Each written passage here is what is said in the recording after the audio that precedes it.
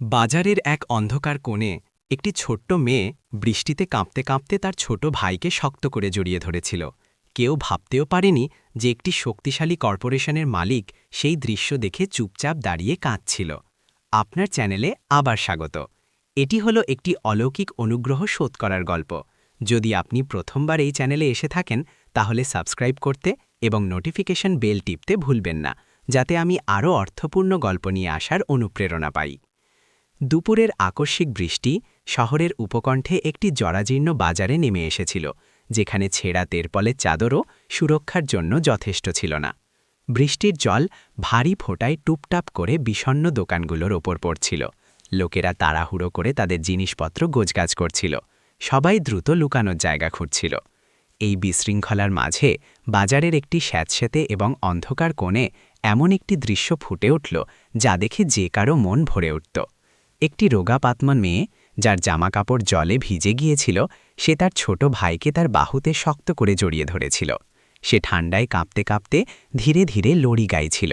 তার দুর্বল কণ্ঠস্বর বৃষ্টির ফোঁটার আওয়াজে মিশে যাচ্ছিল, যেন একটি নাজুক রেশমি সুতো ঝড়ের মধ্যে জীবনের সাথে লেগে থাকার চেষ্টা করছিল।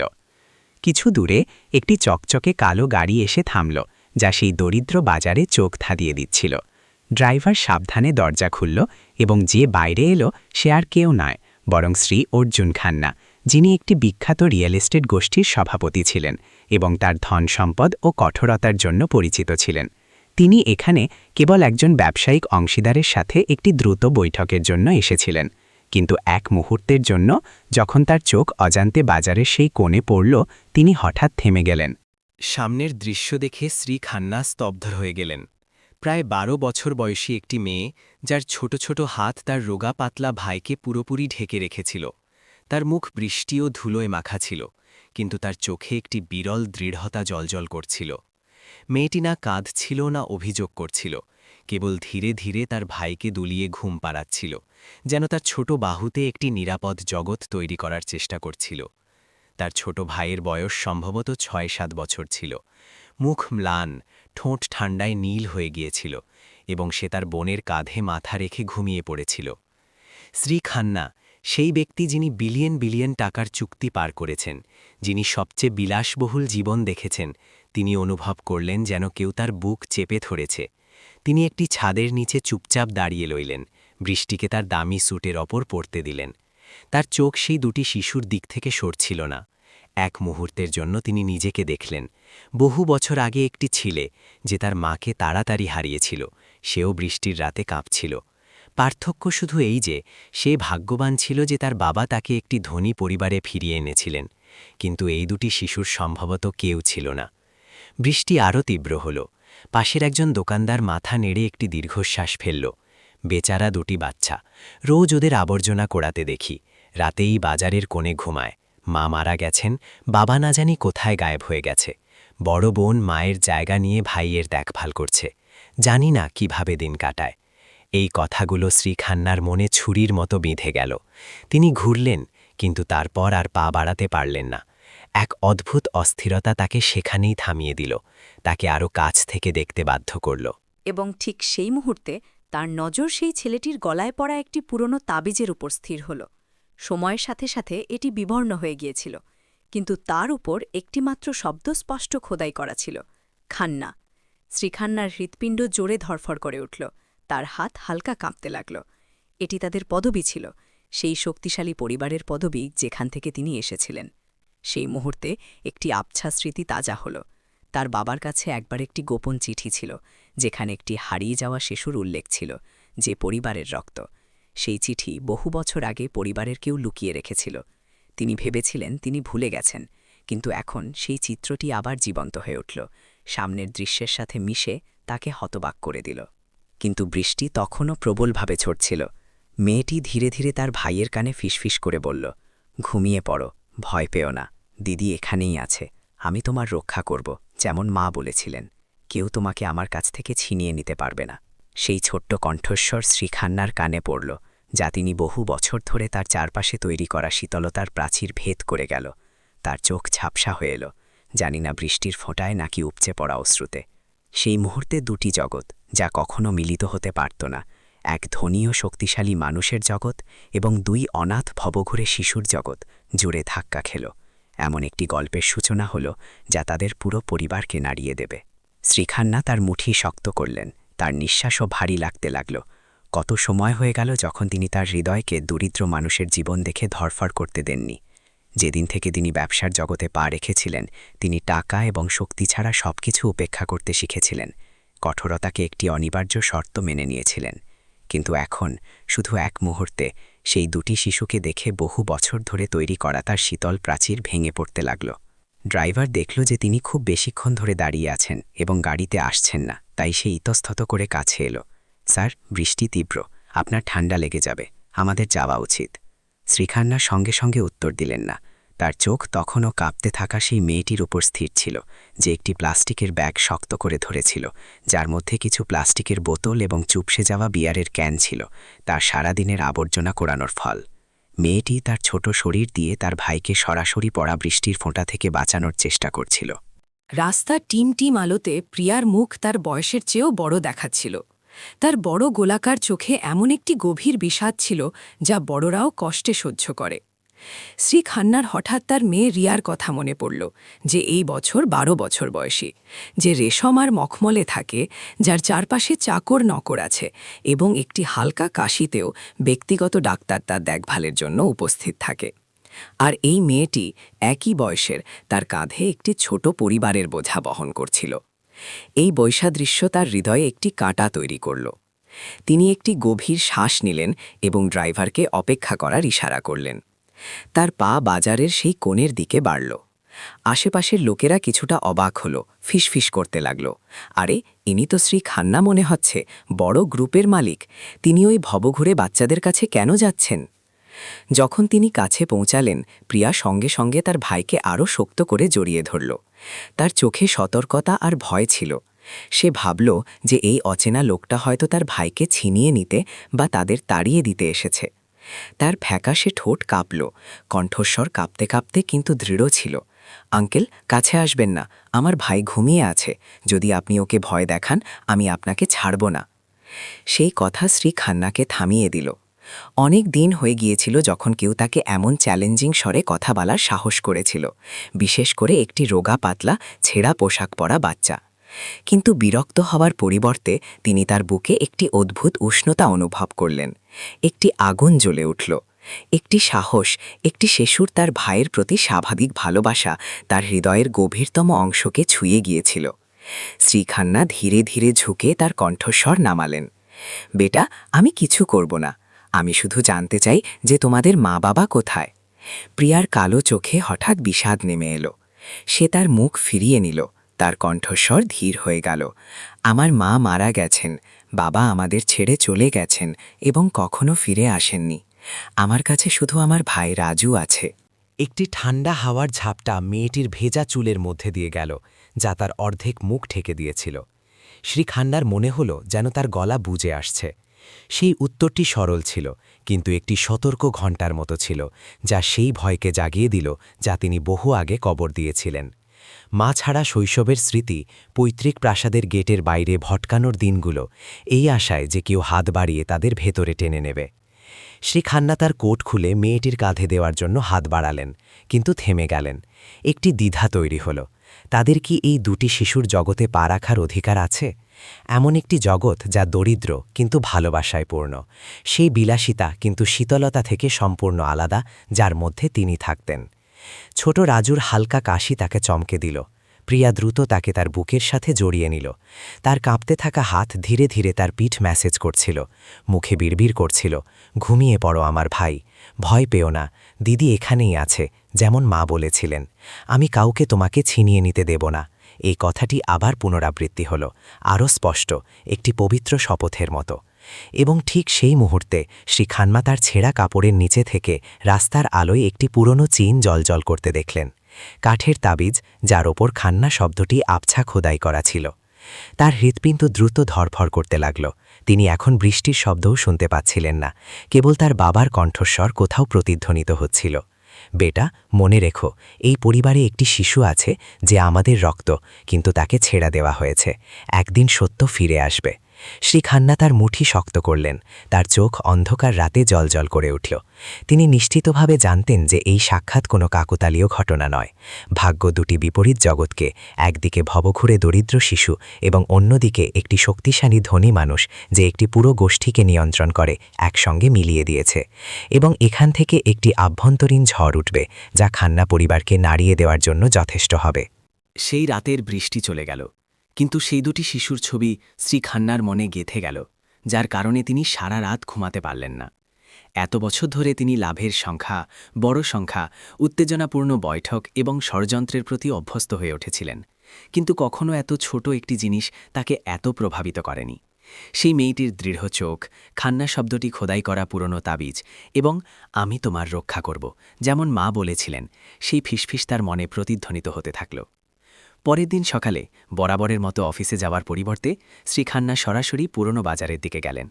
দিনের কর্মব্যস্ত দৃশ্য শীতল বৃষ্টির রাত থেকে সম্পূর্ণ আলাদা ছিল।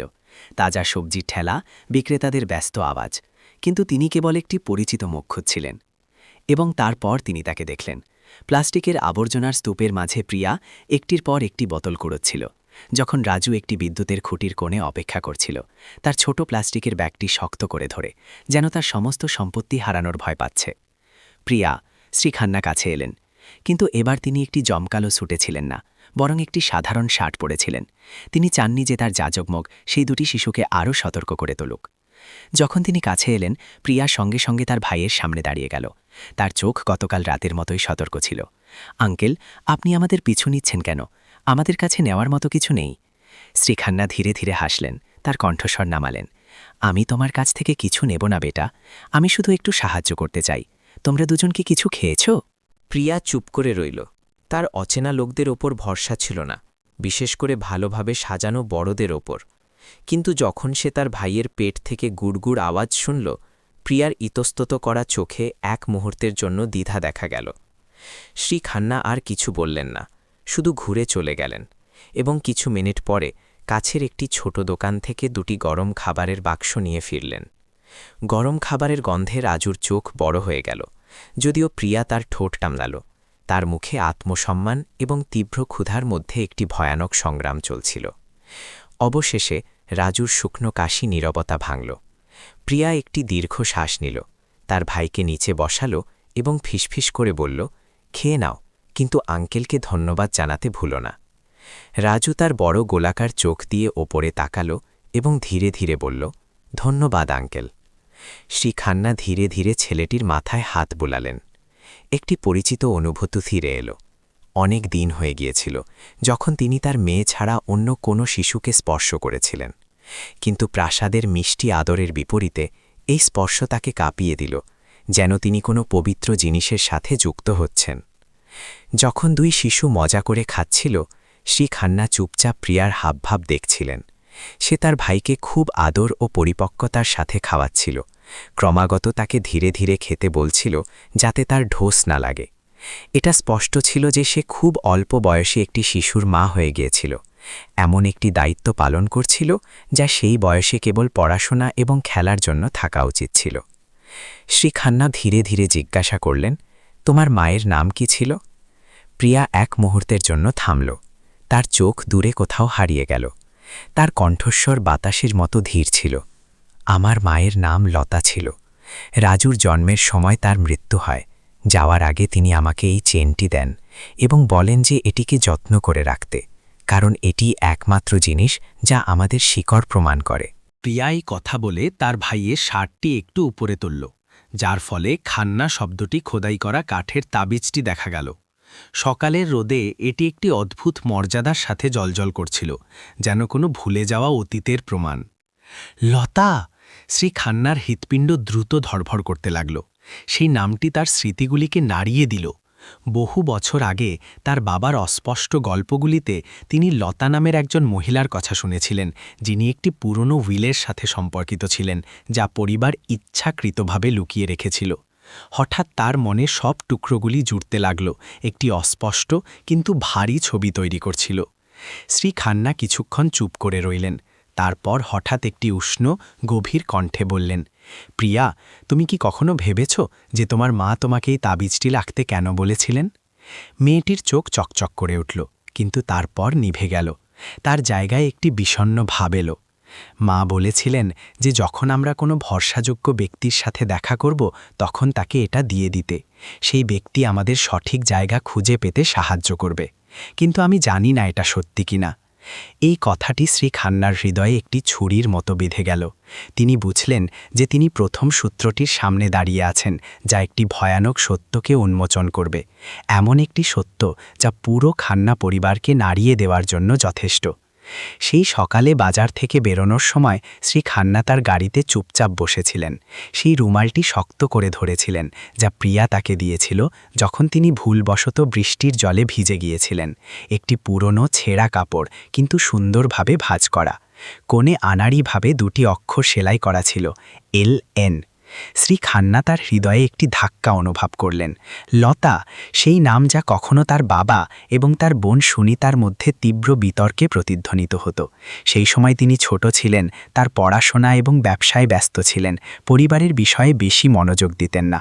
কিন্তু তার এখনও এক সন্ধ্যার অবছা স্মৃতি ছিল, যখন তার বাবা তার অফিসে বসেছিলেন, হাতে একটি চিঠি নিয়ে। তার কণ্ঠস্বর ভারী ছিল। যদি আমার কিছু হয় তবে এই সম্পত্তি আসল রক্তকে দিয়ে দিও, লোভকে পরিবারকে ডুবিয়ে দিতে দিও না। সেই সময় শ্রী খান্না বুঝতে পারেননি। কিছুদিন পরে সেই চিঠিটি গায়েব হয়ে গেল এবং তার বাবা মারাত্মকভাবে অসুস্থ হয়ে পড়লেন এবং তারপর তার মৃত্যু হল। তারপর থেকে সেই গল্পটি কবর দেওয়া হয়েছিল। এখন সেই স্মৃতিগুলি তীব্রভাবে ফিরে আসছিল। খান্না শব্দটি খোদাই করা তাবিজ, এলেন অক্ষরযুক্ত রুমাল এবং 2 শিশুর মায়ের পরামর্শ, সবকিছু একসঙ্গে জুড়ছিল, একটি রহস্য উন্মোচন করছিল যা এত বছর ধরে লুকানো ছিল। শ্রী খান্না এটিকে উপেক্ষা না করার সিদ্ধান্ত নিলেন। সেই দুপুরে তিনি তার বিশ্বস্ত সহকারী শর্মাজিকে ডাকলেন, যিনি তার বাবার সময় থেকে পরিবারের সাথে ছিলেন, যখন তিনি একজন বাটলার ছিলেন। শর্মাজি, আমার প্রায় 13-14 বছর আগে লতা নামের একজন মহিলার সাথে সম্পর্কিত সমস্ত ফাইল দরকার, সব কিছু, একটিও বিবরণ যেন বাদ না যায়। শর্মাজি কিছুটা অবাক হলেন, কিন্তু বেশি জিজ্ঞাসা করার সাহস করলেন না, শুধু মাথা নেড়ে আদেশ নিলেন। তার বৃদ্ধ চোখে কিছু চকচক করে উঠল, যেন তিনিও সেই নাম সম্পর্কে শুনেছেন। সেই রাতে পরিবারের বিশাল প্রাসাদে শ্রী খান্না 1 কাপ চা নিয়ে একা বসেছিলেন। বাইরে বাতাস পুরনো গাছের মধ্যে দিয়ে ফিসফিস করছিল। কিন্তু যখন তিনি দেয়ালে টাঙানো পরিবারের ছবি দেখলেন, তার মা, বাবা এবং তার বোন সুনিতা, সবাই জমকালো এবং গর্দিত দেখাচ্ছিল, কিন্তু সেই ছবিটি হঠাৎ শীতল লাগতে লাগল যখন তিনি সেই 2টি শিশুর কথা ভাবলেন, যারা বাজারে ঘুরে বেড়াচ্ছিল, বৃষ্টিতে কাঁপছিল। একই রক্ত, কিন্তু ভাগ্য কত আলাদা। ফোন বাজল। শর্মাজের ফোন ছিল। স্যার, আমি সংগ্রহে কিছু পুরনো কাগজপত্র পেয়েছি, যেখানে লতা নামের একটি মেয়ের নাম আছে, যে প্রায় 15 বছর আগে পরিবারের কোম্পানিতে কাজ করত। কিন্তু এই ফাইল থেকে কিছু পাতা ছিঁড়ে ফেলা হয়েছে, বিশেষ করে আত্মীয় স্বজনের তথ্য। আরও অদ্ভুত বিষয় হল, একটি হাতে লেখা চিঠি আছে, যেখানে স্পষ্টভাবে লেখা আছে যে আপনার বাবা একটি শিশুর জন্য একটি ট্রাস্ট ফান্ড স্থাপন করতে চেয়েছিলেন, কিন্তু মূল নথিটি গায়েব হয়ে গেছে। শ্রী খান্না ফোনটি শক্ত করে ধরলেন। তার কণ্ঠস্বর গভীর হয়ে গেল, ওগুলো সব এক্ষুনি এখানে নিয়ে এসো। হলুদ হয়ে যাওয়া পাতা উল্টাতে উল্টাতে শ্রী খান্নার মন আরও জটিল হয়ে গেল। লতা নাম শুধু একবার নয়, বরং তার বাবার বাঁকা লেখার সাথেও এসেছিল। এই শিশুটি পরিবারের ভবিষ্যৎ, সত্যকে কবর দিতে দিও না। শ্রী খান্না হতবাক হয়ে বসে রইলেন। ছবিটি ধীরে ধীরে স্পষ্ট হচ্ছিল। প্রিয়া এবং রাজুর মা কেবল একজন দরিদ্র মহিলা ছিলেন না, বরং তার বাবার সাথে তার গভীর সম্পর্ক ছিল, এবং সেই 2টি শিশু তাদের আসল আইনি নাতিনাতনি হতে পারত, খান্না পরিবারের রক্ত। কিন্তু যদি এই সত্য সামনে আসে তবে কি হবে?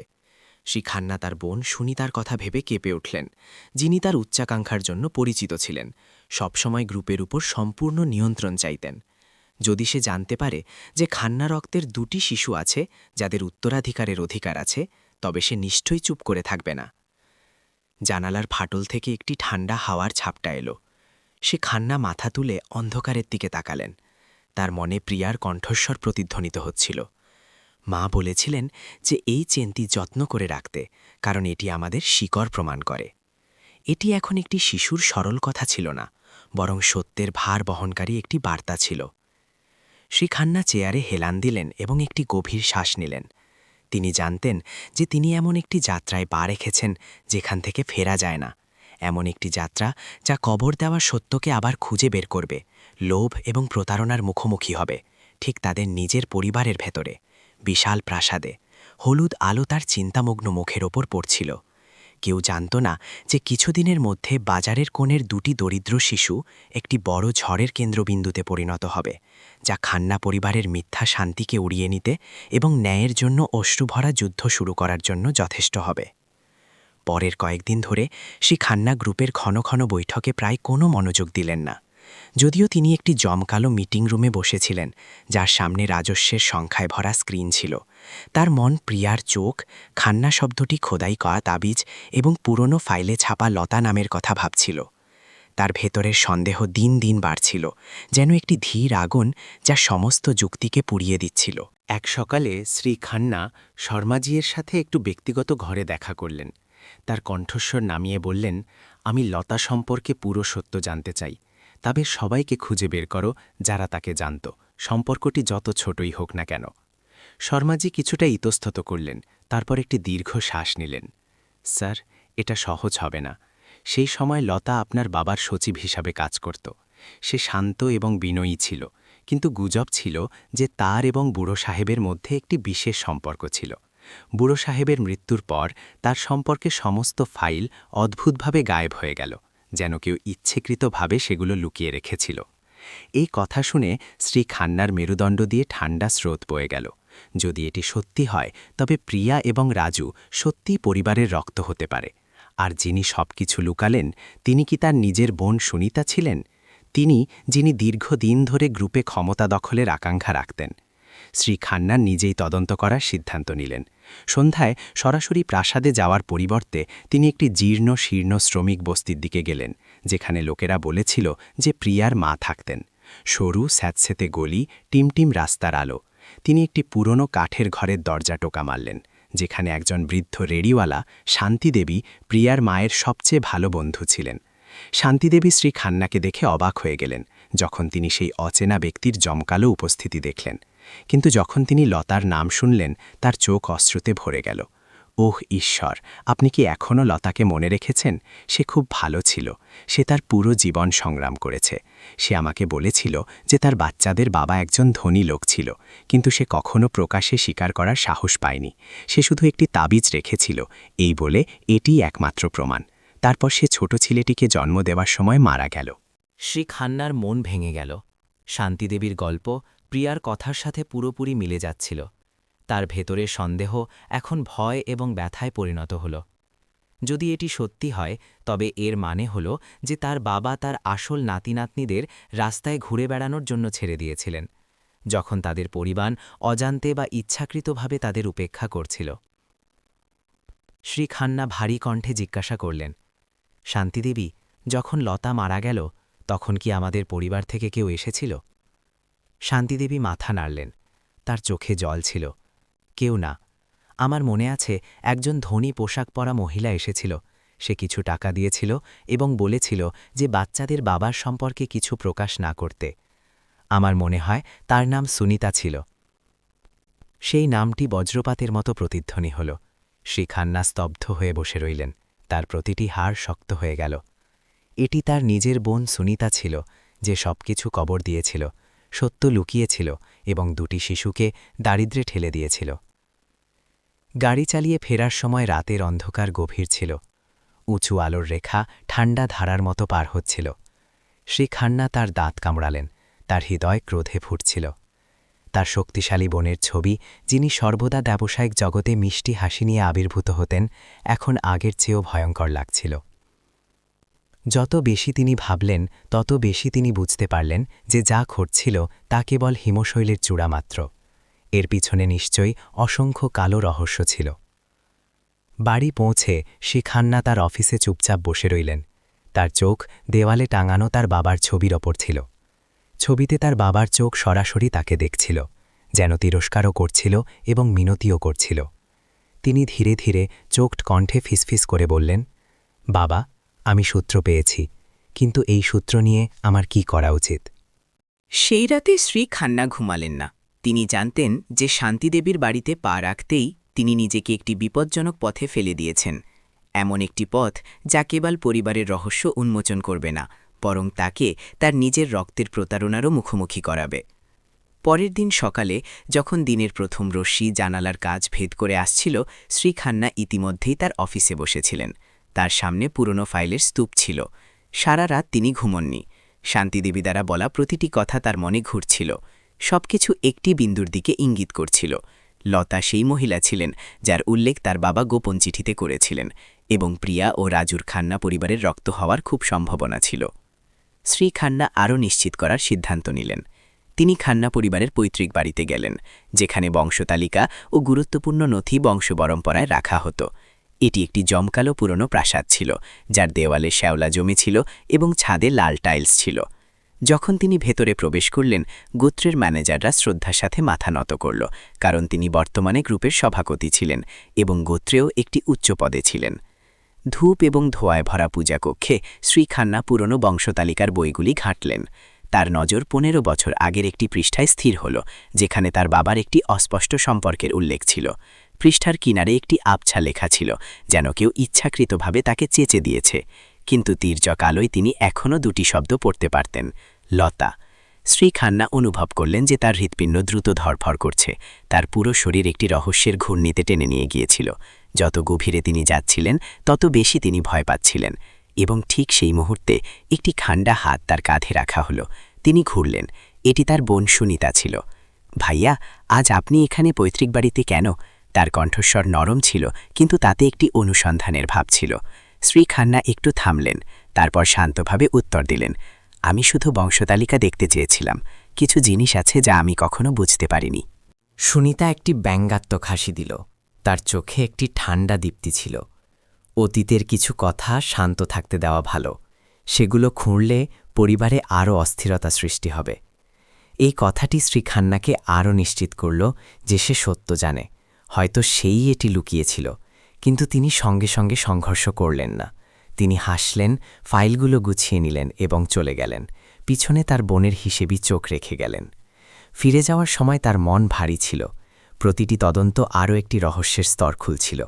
যত বেশি তিনি এগিয়ে যাচ্ছিলেন, তত বেশি তিনি অনুভব করছিলেন যে তিনি শুধু প্রিয়া এবং রাজুর শিকড় খুঁজছেন না, বরং তার নিজের পরিবারের ভেতরে একটি বড় ষড়যন্ত্রের মুখোমুখি হচ্ছেন।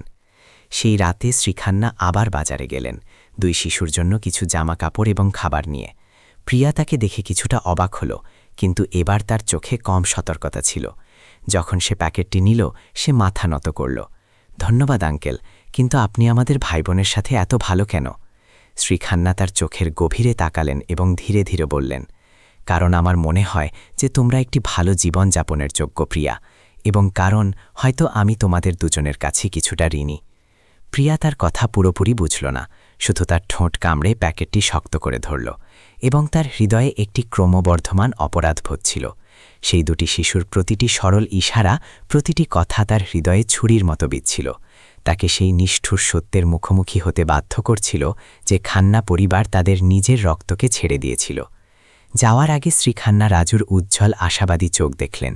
সে ছোট ছেলে ছিল, কিন্তু তার চোখ জলজল করছিল, যেন বলছিল, আঙ্কেল, আপনি আমাদের বাঁচাবেন, তাই না? সেই মুহূর্তে শ্রী খান্না স্পষ্টভাবে একটি অদৃশ্য সুতো অনুভব করলেন, যা তাকে সেই 2টি শিশুর ভাগ্যের সাথে শক্তভাবে বেঁধে দিয়েছিল। যখন গাড়িটি চলল, শ্রী খান্না তার মাথা পিছনের সিটে ঠেকিয়ে দিলেন এবং চোখ বন্ধ করলেন। তার মনে কেবল একটি শব্দ প্রতিধ্বনিত হচ্ছিল, সত্য। তিনি জানতেন যে তার তদন্ত সবে শুরু হয়েছে এবং সামনে তার নিজের পরিবারের সাথে একটি কঠিন লড়াই হবে, যেখানে লোভ এবং বিশ্বাসঘাতকতা বহু আগেই গভীর শিকড় গেড়েছে। খান্না পরিবারের প্রাসাদ আজ রাতে আলোয় ঝলমল করছিল। সুনিতার জন্মদিনের পার্টি জমকালোভাবে আয়োজিত হয়েছিল। অতিথিরা সবাই উচ্চবিত্তের ছিলেন। জমকালো পোশাক পরা, হাসি ঠাট্টার আওয়াজ প্রতিধ্বনিত হচ্ছিল। কিন্তু এই জমকালো পরিবেশের মাঝেও সে খান্না তার হৃদয়ে কোনো শান্তি পেলেন না। তিনি প্রধান টেবিলে বসেছিলেন, ওয়াইনের গ্লাস হাতে, কিন্তু তার মুখ তিক্ত ছিল। তিনি জানতেন যে তার সামনে তার বোন সুনিতা একটি চকচকে লাল পোশাকে ছিল।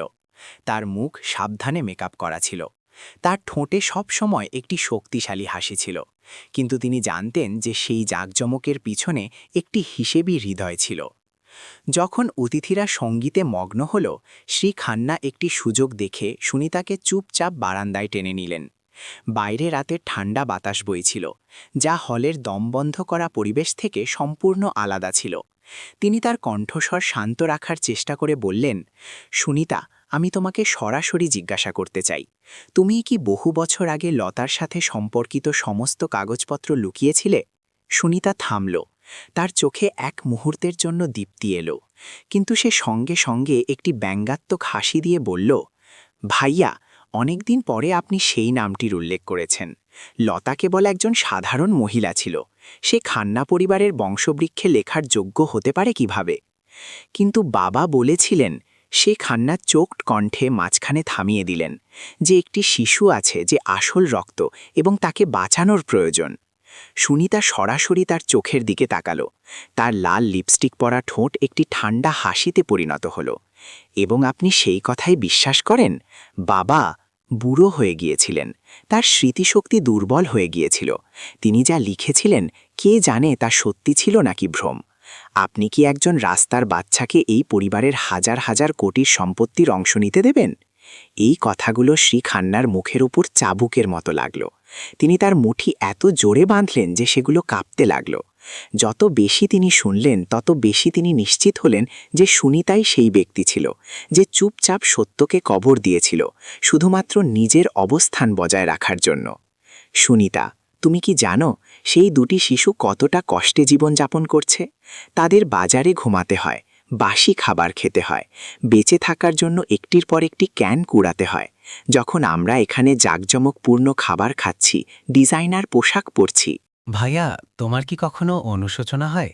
সুনিতা একটি তিক্ত হাসি দিয়ে হাসল। অনুশোচনা? ভাইয়া, ব্যবসার দুনিয়ায় শক্তিশালীরাই বেঁচে থাকে, দুর্বলরা পিছনে পড়ে যায়, এটাই নিয়ম। সেই দুটি শিশু আমাদের দুনিয়ার নয়।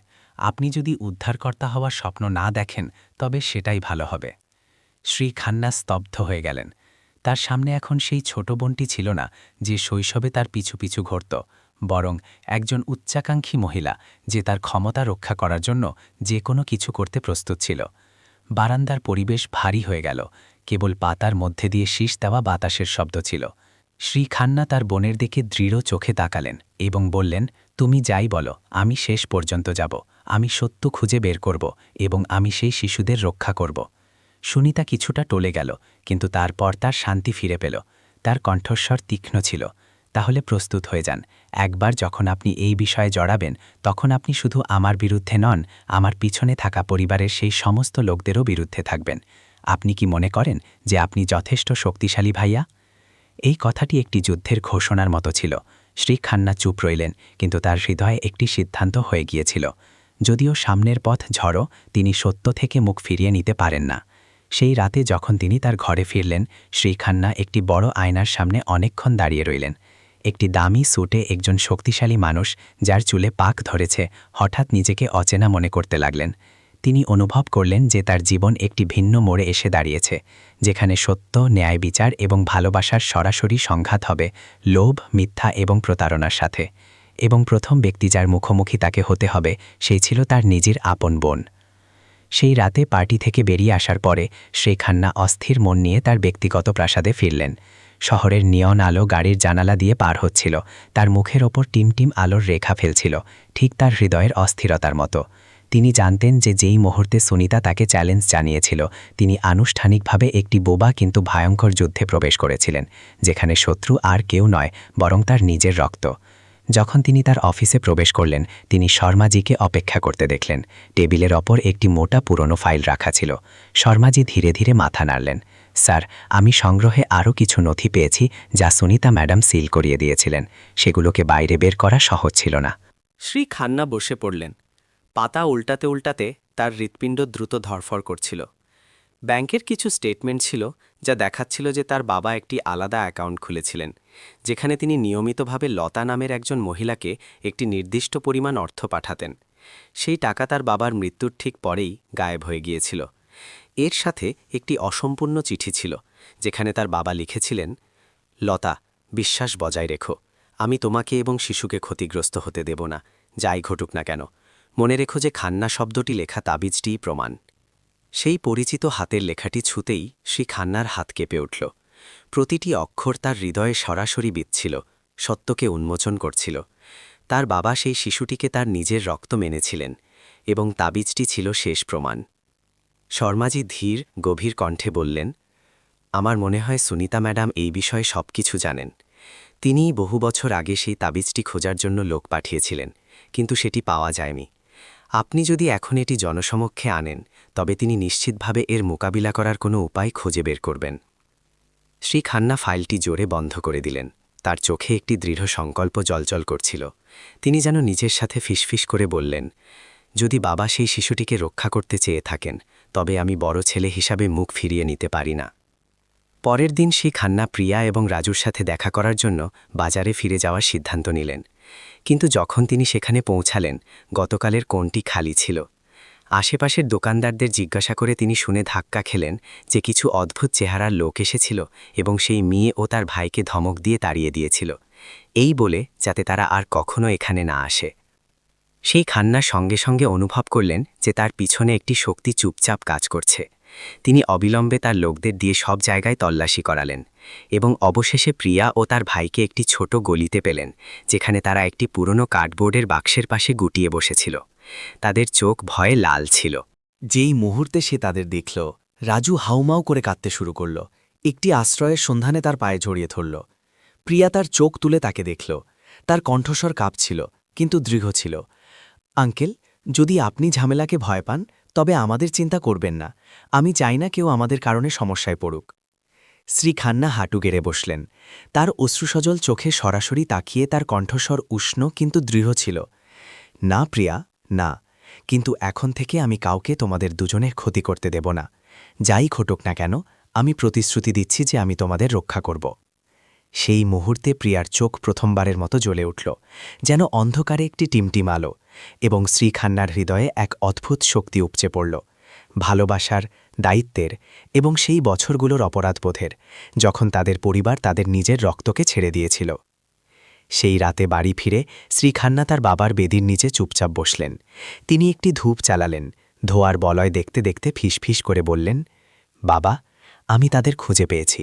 সেই দুটি শিশু আপনার নাতি নাতনি। আমি এই সত্যকে সামনে আনব, যদিও আমাকে পুরো পরিবারের মুখোমুখি হতে হয়। শান্ত ঘরে কেবল জানালার মধ্য দিয়ে আসা রাতের বাতাসের ফিসফিসানি ছিল, যেন শ্রী খান্নার পবিত্র শপথের সাক্ষী। তিনি জানতেন না যে সেই একই রাতে প্রাসাদের আরও একটি অন্ধকার কোণে সুনিতা চুপচাপ এই খবর শুনেছিল যে তিনি সেই দুটি শিশুর সুরক্ষার জন্য লোক পাঠিয়েছেন। তার ঠোঁট একটি ঠান্ডা হাসিতে পরিণত হল, তার চোখে একটি মারাত্মক দীপ্তি ছিল। ভাইয়া, যদি তুমি সেই পথ বেছে নিয়েছ, তবে প্রথম পদক্ষেপ নেওয়ার জন্য আমাকে দোষ দিও না।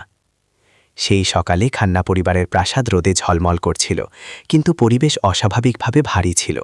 শ্রী খান্না একটি গাঢ় ধূসর স্যুট পরেছিলেন, তার মুখ গুরুতর ছিল। তার পাশে প্রিয়া এবং রাজু চুপচাপ হাঁটছিল, তাদের ছোট হাত একে অপরের হাত শক্ত করে ধরেছিল। তারা এখনও সেই সাধারণ পোশাকই পরেছিল যা তিনি সম্প্রতি তাদের জন্য কিনেছিলেন, কিন্তু তাদের দ্বিধার মধ্যে আরও কিছু ছিল, একটি শান্ত গর্ব। যখন তিনজন বড় হলে পৌঁছালেন, পরিবারের কয়েক ডজন চোখ তাদের উপর স্থির হল। পরিচিত মুখ, সুনিতা, চাচাতো ভাই বোন, সেই লোকেরা যারা দীর্ঘদিন ধরে ধনী বিশেষাধিকার উপভোগ করছিল, একসাথে ফিসফিস করতে লাগল, ও গড, ভাইয়া কাকে নিয়ে এসছেন? ভিক্ষুক বাচ্চারাও খান্না প্রাসাদে ঢুকছে, দেখো কত নোংরা। তীক্ষ্ণ ফিসফিসানি ছুরির মতো বিঁধছিল। প্রিয়া মাথা নিচু করল, তার ছোট কাঁধ কাঁপছিল, কিন্তু সে তখনও তার ভাইয়ের হাত শক্ত করে ধরে রেখেছিল। রাজু তার বোনের কাছে গুটিয়ে গেল, তার চোখ ভয় পেয়েছিল, কিন্তু একটিও অস্ত্র ছড়ল না। শ্রী খান্না হলের মাঝখানে দৃঢ়তার সাথে দাঁড়ালেন, তার কণ্ঠস্বর প্রতিধ্বনিত হচ্ছিল, আজ আমি আপনাদের সবার সাথে পরিচয় করিয়ে দিতে চাই। এরাই হলো প্রিয়া আর রাজু, এবং আমার বিশ্বাস যে তারা খান্না পরিবারের রক্ত। পরিবেশ ফেটে পড়ল, ফিসফিসানিগুলো তীব্র বিরোধিতায় পরিণত হল। একজন আত্মীয় জোরে টেবিলে হাত মারল, ভাইয়া, আপনি কি পাগল হয়ে গেছেন? আপনি এই দুই রাস্তার বাচ্চাকে খান্না পরিবারের রক্ত বলা সাহস করছেন? আপনি কি পরিবারকে অপমান করতে চান? সুনিতা পিছন থেকে এলো। তার উঁচু হিলের জুতো মার্বেলের মেঝেতে ঠক ঠক করছিল। তার মুখ বরফের মতো ঠান্ডা ছিল। তার হাসি ব্যঙ্গাত্মক ছিল। ভাইয়া, আপনি কি জানেন যে আপনি এইমাত্র কি বলেছেন? এই পরিবার সম্মান এবং শক্তির প্রতীক। আমরা কিছু ছেঁড়া পোশাক পরা বাচ্চাকে দিয়ে এটিকে নষ্ট হতে দিতে পারি না। শ্রী খান্না তার দিকে ফিরলেন। তার চোখ আগুন ঝরাচ্ছিল। সম্মান, শক্তি, আপনি কি কখনো ন্যায় বিচারের কথা ভেবেছেন? বাবা লিখেছিলেন, তিনি বলেছিলেন যে আসল রক্তকে রক্ষা করতে হবে, এবং এই নাও প্রমাণ। এই কথা বলে তিনি তার পকেট থেকে কাঠের তাবিজটি বের করলেন এবং সবার সামনে উঁচিয়ে ধরলেন। আলো তার ওপর পড়ল। খান্না শব্দটি স্পষ্টভাবে খোদাই করা ছিল। পুরো হল এক মুহূর্তের জন্য শান্ত হয়ে গেল। প্রিয়া ইতস্তত করে এক ধাপ এগিয়ে এলো। তার কণ্ঠস্বর চোখট হয়ে গেল। এটা সেই জিনিস যা আমার মা মারা যাওয়ার আগে আমাকে দিয়েছিলেন। তিনি বলেছিলেন যে একদিন কেউ আমাদের বিশ্বাস করবে এবং সাহায্য করবে। তার কণ্ঠস্বর কাঁপছিল, কিন্তু প্রতিটি শব্দ ভারী পাথরের মতো পড়ছিল। হলের অনেক লোক হঠাৎ চুপ করে গেল। তাদের চোখ ইতস্তত করছিল, কারণ প্রত্যেকেই শ্রী খান্নার হারানো চিঠির কথা আবছাভাবে শুনেছিল। সুনিতাগির অবতা ভাঙল। একটি ব্যঙ্গাত্মক হাসি দিয়ে বলল, একটি পুরনো জীর্ণ তাবিজ কি প্রমাণ করতে পারে? আপনি কি এই দুই নিজ শিশুকে পরিবারের হাজার হাজার কোটি সম্পত্তিতে অংশ দিতে যাচ্ছেন? তার কথা আগুনে ঘি ঢালল। কিছু আত্মীয় চিৎকার করে সমর্থন জানালো, অগ্রহণযোগ্য, এটি একটি অপমান, এদের বের করে দাও। এই বিশৃঙ্খলার মাঝে রাজুর ছোট কণ্ঠস্বর হঠাৎ পরিষ্কার, নিরীহ এবং হৃদয়স্পর্শীভাবে প্রতিধ্বনিত হল। আমার সোনাচাঁদি চাই না, আমি শুধু একটি বাড়ি চাই। আমি শুধু কাউকে নিজের বলতে চাই। পুরো হল চুপ হয়ে গেল।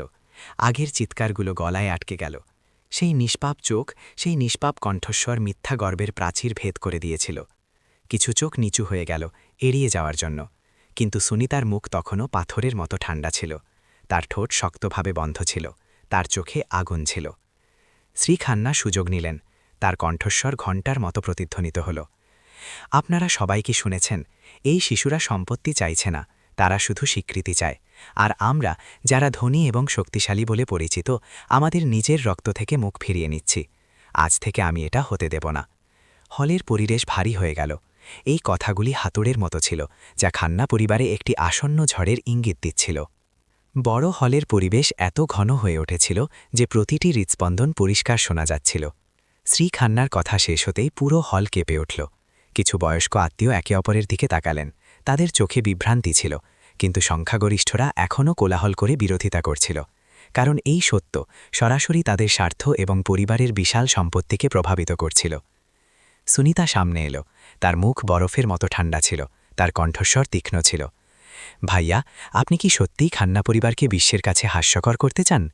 1000 কোটির গ্রুপ, একটি মর্যাদাপূর্ণ পরিবার, এবং এখন দুটি রাস্তার বাচ্চা ভেতরে আসছে। যদি আমরা আপনার কথা বিশ্বাস করি, তবে এটি আমাদের ওপর বিশ্বকে পদদলিত করার জন্য দরজা খুলে দেবার মতো। শ্রী খান্না সরাসরি তার বোনের দিকে তাকালেন। তার চোখ দৃঢ় ছিল। আমি পরিবারকে হাস্যকর করিনি। আমরা তা অনেক আগেই করেছি, যখন আমরা আমাদের নিজের রক্ত থেকে মুখ ফিরিয়ে নিয়েছিলাম। পুরো হল ফিসফিস করতে লাগল। একজন বৃদ্ধ চাচা তার লাঠির ওপর ভর করে দাঁড়িয়ে কাঁপতে কাঁপতে বললেন, বহু বছর আগে তোমাদের বাবা সত্যিই একটি হারানো শিশুর কথা বলেছিলেন, কিন্তু সেই সময় সুনিতা বলেছিল যে এটি কেবল একটি গুজব। আমারও সন্দেহ ছিল, কিন্তু তারপর সব কিছু শান্ত হয়ে গেল। আজ এই দুটি শিশুকে দেখে অনেক কিছু মিলে যাচ্ছে। আমি না ভেবে থাকতে পারছি না। এই কথাটি পরিবারের অনেক তরুণ সদস্যকে ফিসফিস করতে এবং ইতস্তত করতে বাধ্য করল। সুনিতা চাচার দিকে ছুরির মতো তীক্ষ্ণ দৃষ্টিতে তাকাল। তারপর পুরো হলের দিকে ঘুরল। তার কণ্ঠস্বর আরও তীক্ষ্ণ হয়ে গেল। সবাই শুনুন, ভাইয়াকে আপনাদের বিভ্রান্ত করতে দেবেন না। এটি শুধুমাত্র সম্পত্তি ভাগ করার জন্য একটি মন গড়া গল্প। এই দুটি শিশুর কাছে কোনো কাগজপত্র নেই, কোনো প্রমাণ নেই, শুধু একটি পুরনো জীর্ণ তাবিজ আছে। আপনারা কি এই ধরনের আবর্জনাকে বিশ্বাস করতে যাচ্ছেন? প্রিয়া, যে এতক্ষণ তার ভাইকে শক্ত করে ধরেছিল, হঠাৎ মাথা তুলল। তার চোখ অশ্রুতে ভরা ছিল, কিন্তু জল জল করছিল। তার কণ্ঠস্বর কাঁপছিল, কিন্তু দৃঢ় ছিল। আমার মা রাজুর জন্ম দেওয়ার সময় মারা গেলেন। যাবার আগে তিনি আমাকে এই তাবিজটি দিয়েছিলেন, এই বলে যে এটিই একমাত্র প্রমাণ। আঙ্কেল, আমার ধনীদের সম্পত্তি চাই না। আমি শুধু জানতে চাই যে আমাদের কি সত্যিই কোনো আত্মীয় আছে। সেই পরিষ্কার কণ্ঠস্বরটি একটি ছুরির মতো ছিল, যা সমস্ত কোলাহলকে কেটে দিল। অনেক লোক হঠাৎ চুপ হয়ে গেল। সেই মুহূর্তে সবচেয়ে লোভী লোকদেরও আরও বিষাক্ত কথা বলা কঠিন লাগল। কিন্তু সুনিতা থামল না। সে সোজা দুটি শিশুর সামনে গেল, ঝুঁকে পড়ল। তার কণ্ঠস্বর মিষ্টি কিন্তু বিষাক্ত ছিল। যদি তোমরা সত্যিই থান্না পরিবারের রক্ত হও, তবে তোমাদের বাবা কেন তোমাদের প্রথমে স্বীকার করেননি? কেন এটিকে একটি অপরাধের মতো লুকিয়েছিলে? তোমরা কি মনে করো যে কিছু ছেলে মানুষই কথা দিয়ে তোমরা আমাদের নাড়াতে পারবে? প্রিয়া পিছিয়ে গেল, রাজুকে শক্ত করে জড়িয়ে ধরল। তার চোখে ভয় জল করছিল। শ্রী খান্না অবিলম্বে এগিয়ে এলেন, দুটি শিশুর সামনে ঢাল হয়ে দাঁড়ালেন। সুনিতা, তার কণ্ঠস্বর বজ্রের মতো প্রতিধ্বনিত হল। আর যথেষ্ট হয়েছে সুনিতা। যত বেশি তুমি অস্বীকার করার চেষ্টা করবে, তত বেশি স্পষ্ট হবে যে তুমি সত্য লুকাতে চাও। বাবা প্রমাণ রেখে গিয়েছিলেন এবং আমি তা খুঁজে পেয়েছি। যদি তোমার সাহস থাকে, তবে আমরা সবকিছু আদালতে নিয়ে যাব। পুরো হল কেঁপে উঠল। আদালত শব্দটি একটি বোমার মতো ফাটল। এত বছর ধরে খান্না পরিবার উচ্চ সমাজে তাদের প্রতিপত্তি বজায় রেখেছিল। কখনো কোনো অভ্যন্তরীণ বিবাদ বাইরে আসেনি, কিন্তু এখন শ্রী খান্না নিজেই ঘোষণা করলেন যে তিনি সত্যকে আইনের সামনে আনবেন, যার মানে ছিল সবকিছু বিশ্বের সামনে উন্মোচন করা। কিছু আত্মীয় ঘাবড়ে গেল এবং অবিলম্বে বলল, এই কথা বাইরে যেতে পারে না। আমাদের এটি পরিবারের মধ্যেই সমাধান করা উচিত। যদি এটি আদালতে যায়, তবে খান্না পরিবারের সম্মান মাটিতে মিশে যাবে। শ্রী খান্না পুরো হলের দিকে তাকালেন। তার চোখ দৃঢ় ছিল, তার কণ্ঠস্বর শক্তিশালী ছিল। সম্মান সত্য লুকানোর মধ্যে নেই, বরং তার মুখোমুখি হবার সাহসের মধ্যে আছে। যদি বাবা বেঁচে থাকতেন, তবে তিনিও সেটাই বেছে নিতেন যা আমি বেছে নিয়েছি। প্রিয়া এই সময় শ্রী খান্নার হাত ধরল। তার কণ্ঠস্বর ধীর ছিল। আঙ্কেল, আপনি কি নিশ্চিত? তারা আমাদের খুব ঘৃণা করে। আমার ভয় লাগছে। শ্রী খান্না ঝুঁকলেন, তার উষ্ণ হাত মেয়েটির কাঁধে রাখলেন এবং ধীরে ধীরে মাথা নাড়লেন। ভয় পেও না বেটা, সত্য আমাদের রক্ষা করবে, আর আমি তোমাকে আর কখনো একা ছাড়ব না। শ্রী খান্নার চোখে একটি দৃঢ় আগুন জ্বলছিল।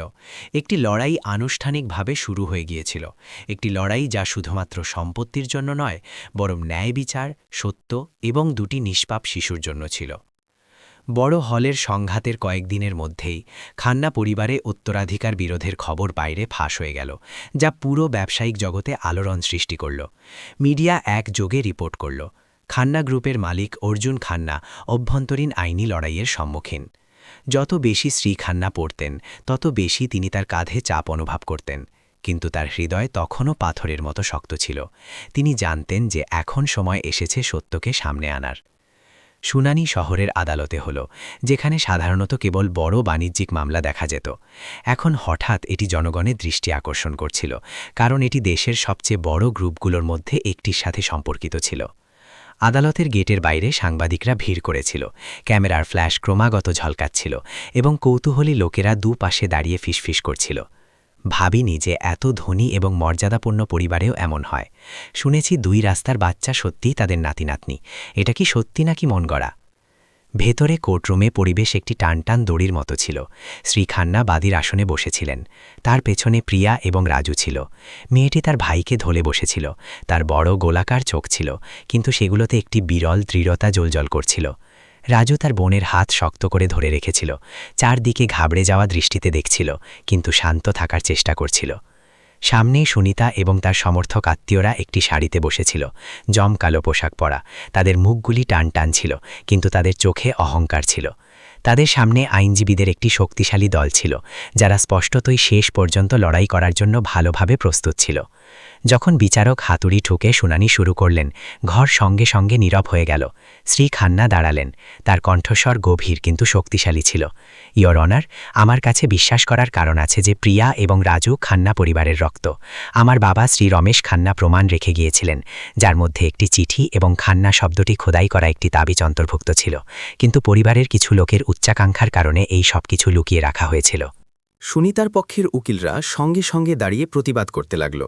ইয়োর অনার, এটা কেবল ভিত্তিহীন জল্পনা। এই দুটি শিশুর কাছে কোনো আইনি জন্ম শংসাপত্র নেই, কোনো নথি নেই যা তাদের রক্তের সম্পর্ক প্রমাণ করে। তথাকথিত তাবিজটি কেবল একটি সস্তা অলঙ্কার, যার কোনো আইনি ভিত্তি নেই। ঘরে ফিসফিসানি শুরু হল। প্রিয়া তার মুঠি শক্ত করে বাঁধল, তারপর হঠাৎ দাঁড়িয়ে গেল। তার চোখ অশ্রু সজল ছিল, কিন্তু তার কণ্ঠস্বর পরিষ্কার ছিল।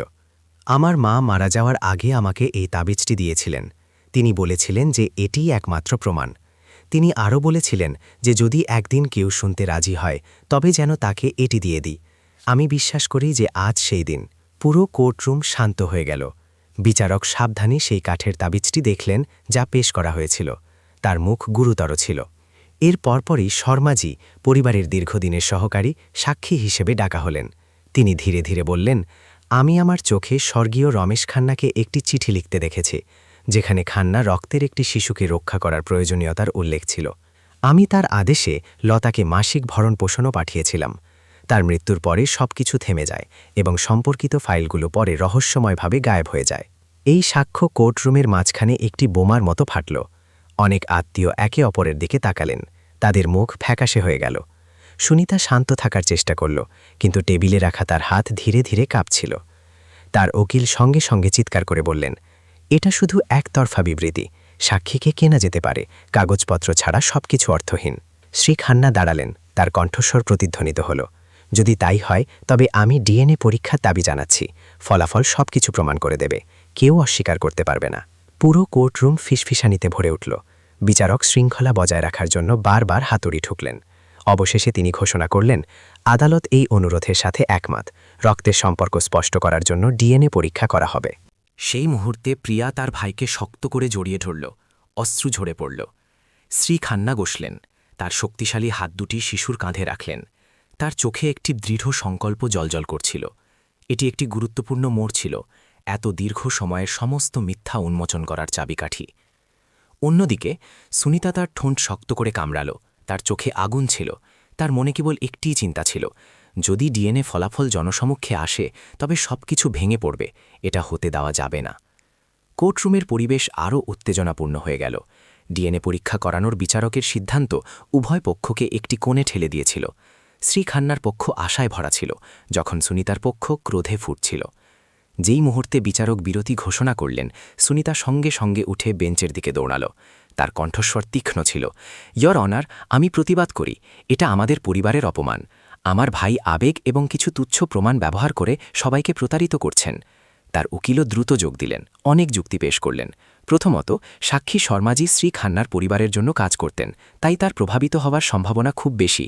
দ্বিতীয়ত, পেশ করা সমস্ত কাগজপত্র খুব পুরনো এবং সহজেই জাল করা যেতে পারে। তৃতীয়ত, এই দুটি শিশুর কোনো আইনি জন্ম শংসাপত্র নেই যাতে বাবার নাম থাকে, সম্পূর্ণ ভিত্তিহীন। ফিসফিসানি আবার শুরু হলো। কিছু আত্মীয় সেই যুক্তিগুলোতে মাথা নাড়ল, যেন তারা কোনো অবলম্বন আঁকড়ে ধরছে। সুনিতার চোখে একটি বিজয়ের দীপ্তি ছিল, যেন সে এইমাত্র যুদ্ধে তার অবস্থান ফিরে পেয়েছে। শ্রী খান্না তার মুঠি বাঁধলেন, কিন্তু রেগে যাওয়ার পরিবর্তে তিনি দাঁড়ালেন। তার কণ্ঠস্বর শান্ত কিন্তু প্রতিধ্বনিত হচ্ছিল, যদি আমি মনগড়া গল্প তৈরি করতাম তবে আমি এখানে জনসমক্ষের সামনে, মিডিয়ার সামনে ডিএনএ পরীক্ষার প্রস্তাব দেওয়ার সাহস করতাম না। আমি চ্যালেঞ্জ জানাই, যে কেউ রক্তকে জাল করার সাহস করুক। পুরো কোর্টরুম কেঁপে উঠল। এই যুক্তি এত শক্তিশালী ছিল যে সুনিতার পক্ষ চুপ হয়ে গেল। কিন্তু সে তখনও পিছিয়ে যেতে রাজি ছিল না। তার তীক্ষ্ণ চোখ সরাসরি দুটি শিশুর দিকে ছিল। তার কণ্ঠস্বর তিক্ত ছিল, তোমরা কি জানো, এমনকি যদি ডিএনএ নিশ্চিত করে দেয় তবুও তোমরা কেবল অবৈধ সন্তান হবে। আইন কি এমন শিশুদেরকে আনুষ্ঠানিকভাবে সম্পত্তি উত্তরাধিকার সূত্রে পাওয়ার অনুমতি দেয়? প্রিয়া কেঁপে উঠল, তার ভাইকে শক্ত করে জড়িয়ে ধরল। তার চোখে অশ্রু ছিল, কিন্তু সে এখনও প্রতিটি শব্দ এমনভাবে বলল যেন সে তার হৃদয়ের গভীর থেকে চিৎকার করছিল। আমার সম্পত্তি চাই না, আমি শুধু চাই যে আমার আত্মীয়রা আমাকে এবং আমার ভাইকে স্বীকার করুক। এই কথা শুনে পুরো কোর্টরুম শান্ত হয়ে গেল। সাংবাদিকরা সঙ্গে সঙ্গে এটি নোট করে নিল।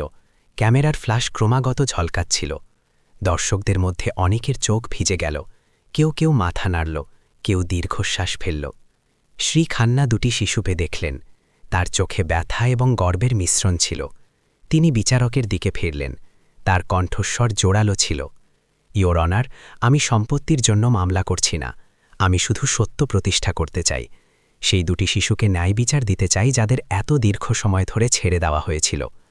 যদি আদালত রায় দেয় যে তাদের উত্তরাধিকারের কোনো অধিকার নেই, তবে আমি সেটিও মেনে নেব। কিন্তু অন্তত সত্যকে জনসম্মুখে আনা উচিত, যাতে তাদের খান্না পরিবারের রক্ত হিসাবে গণ্য করা হয়। পিছনের আসন থেকে হঠাৎ হাততালির শব্দ হল। তারপর আরও কিছু লোক, যতক্ষণ না বাইরে দাঁড়িয়ে থাকা লোকজনের একটি দলও জয়ধ্বনি দিতে শুরু করল।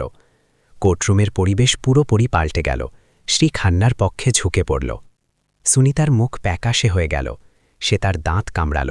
তার হাত চেয়ারের হাতলে এত শক্তভাবে চেপে ধরেছিল যে তার নখ ভেঙে রক্ত বেরিয়ে আসতে লাগল। তার মনে একটি ঘৃণা উথলে উঠছিল। ভাইয়া, তুমি আমার বিরুদ্ধে যাওয়ার সাহস করেছ? ঠিক আছে, আমি তোমাকে দেখাবো যে ন্যায়বিচারকেও শক্তি এবং টাকা দিয়ে কিভাবে বাঁকানো যায়। শুনানি অস্থায়ীভাবে ডিএনএ ফলাফলের অপেক্ষায় শেষ হল, কিন্তু পরিবেশ তখনও একটি আগ্নেয়গিরির মতো ফুটছিল। আদালত থেকে বেরোনোর সময় সাংবাদিকদের ভিড় শ্রী খান্না এবং দুটি শিশুকে ঘিরে ধরল। প্রশ্নের বন্যা বইয়ে দিল। শ্রী খান্না, আপনি কি বিশ্বাস করেন যে ডিএনএ ফলাফল আপনার পক্ষে আসবে? যদি আদালত দুটি শিশুকে স্বীকৃতি দেয়, তবে আপনি ভবিষ্যতে কি করবেন? শ্রী খান্না শুধু ধীরে ধীরে হাসলেন। তার হাত প্রিয়ার কাঁধে রাখলেন। তার চোখ কোমল ছিল। সবচেয়ে গুরুত্বপূর্ণ জিনিস সম্পত্তি নয়, বরং এই দুটি শিশু একটি সত্যিকারের বাড়ি খুঁজে পাবে, একটি সম্মানজনক পরিচয় পাবে। যা কিছু প্রয়োজন হবে আমি করব। ভিড়ের মধ্যে ওয়া ওয়া শোনা গেল। অনেকে প্রশংসায় মাথা নাড়ল। এদিকে সুনিতা চুপচাপ পিছনের দরজা দিয়ে বেরিয়ে গেল, ক্যামেরা এড়িয়ে। সে জানত যে আজ থেকে তার সামনের পথ পতনের রঙে আঁকা ছিল। শুনানির পরের দিনগুলোতে পুরো দেশে একটি চাঞ্চল্য ছড়িয়ে পড়ল। দুটি ভবঘুরে শিশুর খবর, যাদের শ্রী রমেশ খান্নার নাতিনাতনি হিসাবে স্বীকৃতি দেওয়া হয়েছিল, সমস্ত সংবাদপত্র এবং সোশ্যাল মিডিয়ায় ছেয়ে গিয়েছিল। লোকেরা ক্রমাগত প্রিয়ার ছবি শেয়ার করছিল, যেখানে সে আদালতে রাজুকে শক্ত করে ধরে হাউমাউ করে কাঁদছিল। এটিকে যে কোনো ব্যাখ্যার চেয়ে বেশি সত্য এবং হৃদয়স্পর্শী মুহূর্ত হিসাবে মানছিল। যখন প্রিয়া এবং রাজুর ছবি ন্যায় বিচার এবং ভালোবাসার প্রতীক হিসাবে ছড়িয়ে পড়ছিল, সুনিতার সম্মান তলানিতে নেমে গেল। প্রেস প্রকাশ করল যে সে গ্রুপে তার ক্ষমতার অপব্যবহার করেছিল, কর্মীদের ফাইল লুকানোর জন্য বাধ্য করেছিল এবং এমনকি প্রতিদ্বন্দ্বীদের দমন করার জন্য চালও চেলেছিল। তার গর্বিত ছবি, যেখানে সে মহিমার মঞ্চে দাঁড়িয়েছিল, এখন খান্না পরিবারের উচ্চাকাঙ্ক্ষী মহিলার সত্য উন্মোচিত শিরোনামের পাশে রাখা হয়েছিল। পরিচালক পর্ষদের অনেক সদস্য, যারা আগে সুনিতার প্রতি অনুগত ছিল, এখন একযোগে মুখ ফিরিয়ে নিল।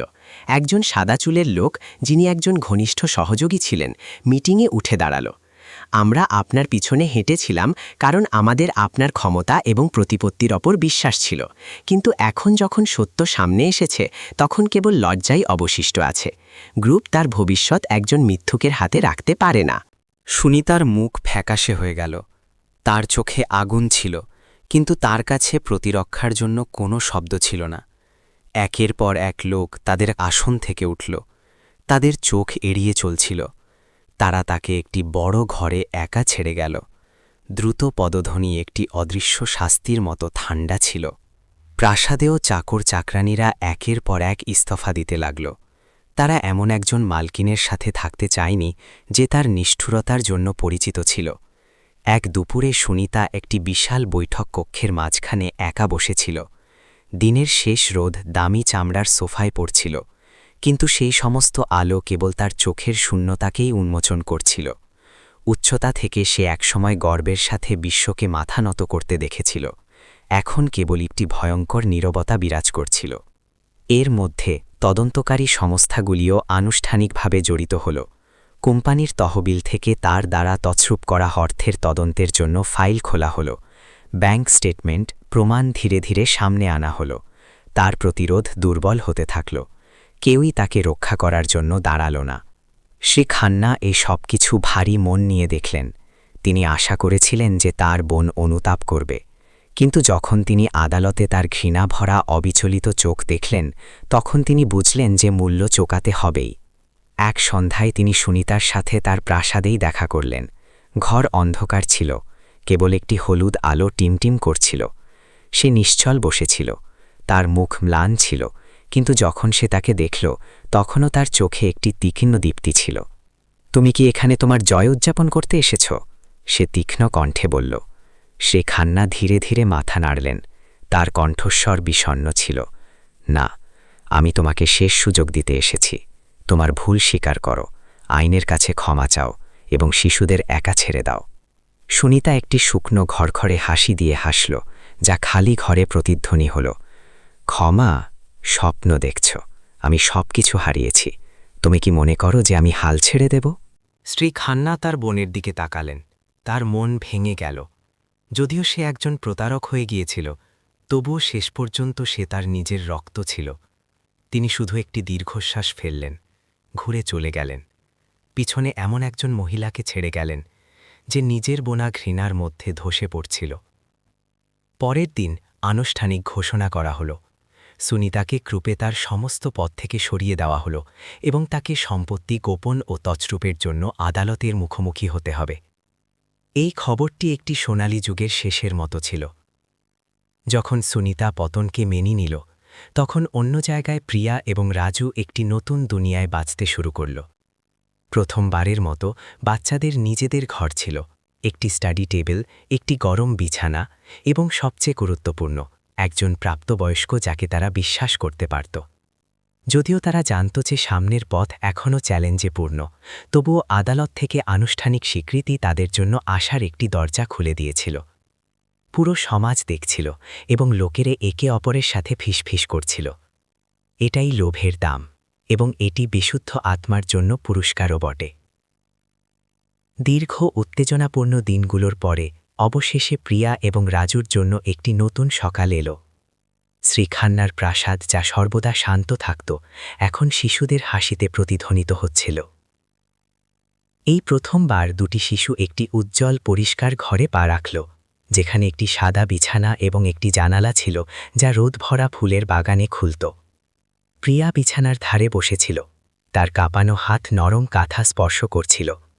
এত বছর ধরে তার কেবল ঠান্ডা স্যাঁতস্যাঁতে মাটিতে মাথার নিচে আবর্জনার ব্যাগ রেখে ঘুমানোর অভ্যাস ছিল। রাজু চারপাশে দৌড়চ্ছিল। প্রথমে স্টাডি টেবিলটি স্পর্শ করছিল, তারপর তার গাল বালিশের ওপর রাখছিল। তার চোখ জ্বলজ্বল করছিল, যেন সে এইমাত্র একটি জাদুকরী বিশ্ব স্পর্শ করেছে। শ্রী খান্না দরজার বাইরে চুপচাপ দুটি শিশুকে দেখছিলেন। তার হৃদয়ে একটি অবর্ণনীয় অনুভূতি উপচে পড়ছিল। গত কয়েকদিনে তিনি এত ঝড়, এত সংঘাতের মুখোমুখি হয়েছিলেন, কিন্তু এই মুহূর্তটি তাকে সত্যিই অনুভব করালো যে সত্যিকারের সুখ কী। এটা শক্তি ছিল না, এটা টাকা ছিল না, বরং একটি ছোট জীবনকে বাঁচানো দেখা ছিল। আঙ্কেল, প্রিয়া ধীরে ধীরে ঘুরল। তার চোখ ভিজে ছিল। আমরা কি সত্যি এখানে থাকতে পারি? এখন কি আমাদের আর তাড়িয়ে দেওয়া হবে না? শ্রী খান্না ভেতরে এলেন। তার হাত ধীরে ধীরে মেয়েটির কাঁধে রাখলেন। তার কণ্ঠস্বর উষ্ণ ছিল। এটা তোমাদের বাড়ি বাচ্চারা, এখন থেকে কেউ তোমাদের তাড়িয়ে দিতে পারবে না। তুমি আর রাজু স্কুলে যাবে, তোমাদের শৈশব অন্য বাচ্চাদের মতো হবে। প্রিয়া তার ভাইকে শক্ত করে জড়িয়ে ধরল। প্রথমবারের মতো হাউমাউ করে কেঁদে উঠল, ভয়ে নয় বরং খুশিতে। রাজু তার চোখ মুছে ধীরে ধীরে বলল, দিদি, আমরা কি সত্যি স্কুলে যেতে পারি? আমাদের নিজেদের স্টাডি টেবিলও আছে। সেই নিষ্পাপ হাসির আওয়াজ এত পরিষ্কার ছিল যে এটি দুই ভাই বোনের সহ্য করা সমস্ত অন্ধকারকে মুছে দিল। সেই দুপুরে শ্রী খান্না দুটি শিশুকে কাছের একটি স্কুলে ভর্তির জন্য নিয়ে গেলেন। স্কুলের গেটে প্রবেশ করার সময় প্রিয়া ইতস্ততপর তার হাত শক্ত করে ধরল। তার হৃৎপিণ্ড দ্রুত ধড়ফড় করছিল। সে এই গেটের বাইরে অনেকবার দাঁড়িয়ে অন্য বাচ্চাদের হাসতে খেলতে দেখেছিল। একবার স্কুল ব্যাগ পড়ার আকাঙ্ক্ষা করেছিল। এখন সেই স্বপ্ন সত্যি হল। শিক্ষকরা গল্পটি শুনে আবেগপ্রাপ্লুত হয়ে খুব আদর করে পথ দেখালেন। একজন তরুণী শিক্ষিকা ঝুঁকে প্রিয়ার মাথায় হাত বুলিয়ে হাসলেন। এখন থেকে তুমি আমার ছাত্রী হবে। চিন্তা করো না, এখানে কেউ তোমাকে নিয়ে মজা করবে না, কেউ তোমাকে তাড়িয়ে দেবে না। তোমার অন্য সব বাচ্চার মতো পড়ার অধিকার আছে। প্রিয়া চোখ ঠয়ে মাথা নাড়ল, অশ্রু তার গাল বেয়ে গড়িয়ে পড়ল। রাজু আনন্দে বলতে লাগল, আমি মন দিয়ে পড়ব এবং তারপর আমি দিদির জন্য অনেক বই কিনব। শ্রী খান্না পাশে দাঁড়িয়েছিলেন, তার চোখ ভিজেছিল। তার নিজের শৈশবের কথা মনে পড়ল, যখন তার সব কিছু ছিল, কিন্তু তবুও সে ভালোবাসার অভাব অনুভব করত। আর এই দুটি শিশু এত কিছু হারানোর পরেও একটি বিশুদ্ধ হৃদয় বজায় রেখেছিল, একে অপরের প্রতি ভালোবাসা জানত, এবং এই সেই নিষ্পাপতাই ছিল যে এমন একজন মানুষকে রক্ষা করেছিল যিনি শক্তির কারণে কঠোর হয়ে গিয়েছিলেন, ঠিক তার নিজের মতো। সন্ধ্যায় প্রাসাদের বাগানে তিনজন একসাথে বসেছিল। রাজু হলুদ গাঁদা ফুল নিয়ে খেলছিল, আর প্রিয়া তার মায়ের পুরনো রুমালটি টেবিলের উপর একটি মূল্যবান জিনিসের মতো রেখেছিল। সে শ্রী খান্নার দিকে তাকাল। তার কণ্ঠস্বর ধীরে ধীরে কাঁপছিল। আঙ্কেল, আমি জানি যে মা দূর থেকে হাসছেন, তিনি আমাকে তাবিজটি রাখতে বলেছিলেন এবং এখন সেটি আমাদের আত্মীয়দের কাছে পৌঁছে দিয়েছে। আমাদের বিশ্বাস করার জন্য ধন্যবাদ। শ্রী খান্না চুপ হয়ে গেলেন। তার হাত ধীরে ধীরে তাবিজটি স্পর্শ করছিল। তার মনে হলো যেন তিনি কোথাও তার বাবার কণ্ঠস্বর শুনেছেন, আসল রক্তকে রক্ষা করো, তাদের ছেড়ে যেও না। এখন তিনি সেই ইচ্ছা পূরণ করেছেন। সূর্যাস্ত হচ্ছিল। দিনের শেষ রোদ পুরো বাগানকে সোনালি করে দিয়েছিল। সেই দৃশ্যে ৩ জন লোক, একজন শক্তিশালী মানুষ এবং 2টি শিশু যারা একসময় ভব ঘুরেছিল, একসাথে বসেছিল, একটি ছোট পরিবার তৈরি করছিল। ক্ষতগুলো এখনও পুরোপুরি শুকায়নি, তবে অন্ততপক্ষে নিরাময়ের বীজ বপন করা হয়ে গিয়েছিল। পরের কয়েকদিনে ঠান্ডা প্রাসাদে জীবন হঠাৎ উষ্ণ এবং অস্বাভাবিক হয়ে গেল। সকালে কেবল অ্যালার্ম ঘড়ির শব্দ এবং চাকরদের পদধ্বনির পরিবর্তে এখন করিডোরে রাজুর হাসি এবং প্রিয়ার কলকল শব্দ প্রতিধ্বনিত হচ্ছিল।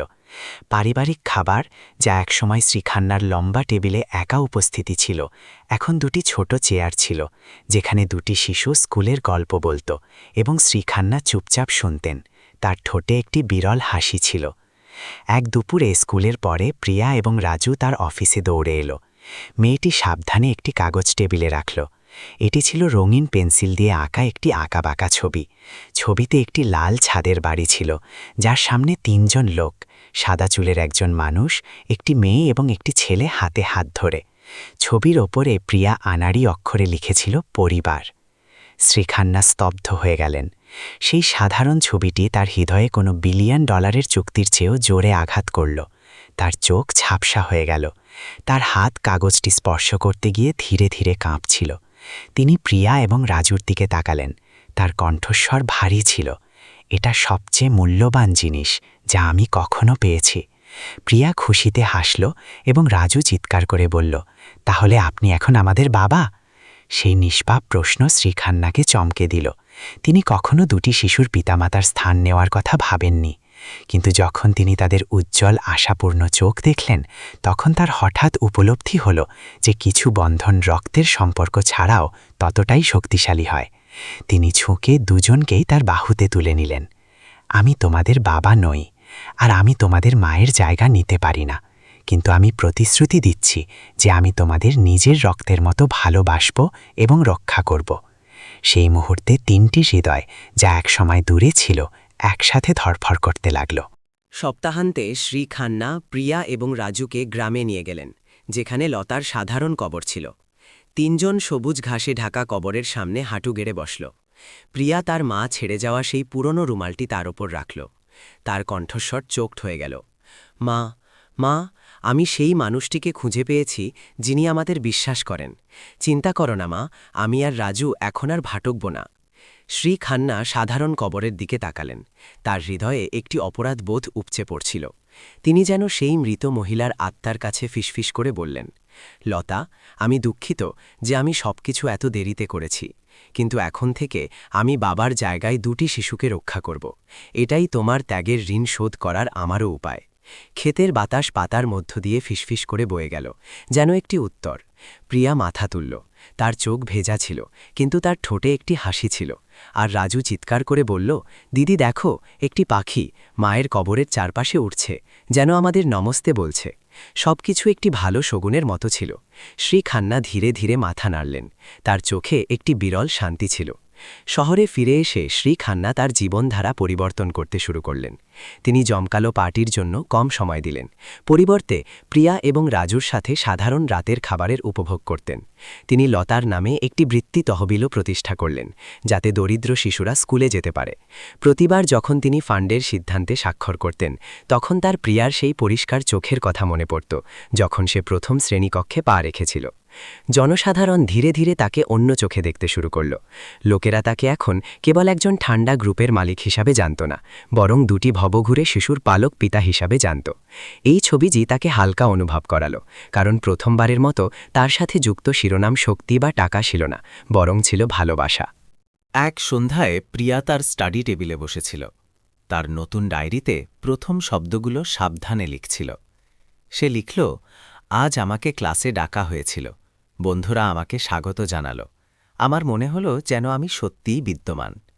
আমি জানি যে মা হাসছেন। শ্রী খান্না দরজায় চুপচাপ দাঁড়িয়েছিলেন। তার ঠোঁটে একটি হালকা হাসি ছিল, কিন্তু তার হৃদয়ে একটি ফিসফিসানি প্রতিধ্বনিত হচ্ছিল, হয়তো এই শিশুরাই আমার আত্মাকে বাঁচিয়েছে। দুটি আবর্জনা কুড়ানো শিশুর গল্প, যাদের খান্না পরিবারের রক্ত হিসেবে গণ্য করা হল, শীঘ্রই পুরো দেশে ছড়িয়ে গেল। সোশ্যাল মিডিয়ায় লোকেরা শ্রী খান্নার বাহুতে প্রিয়া এবং রাজুর ছবি শেয়ার করল। তাদের চোখ কোর্টরুমের মাঝখানে জ্বলজ্বল করছিল। ভালোবাসার চেয়ে মূল্যবান কিছু নেই। বাচ্চাদের কোনো ভুল হয় না, ভুল হয় বড়দের, যারা তাদের কষ্ট পেতে দিয়েছিল। মন্তব্যগুলো সব জায়গায় ছিল।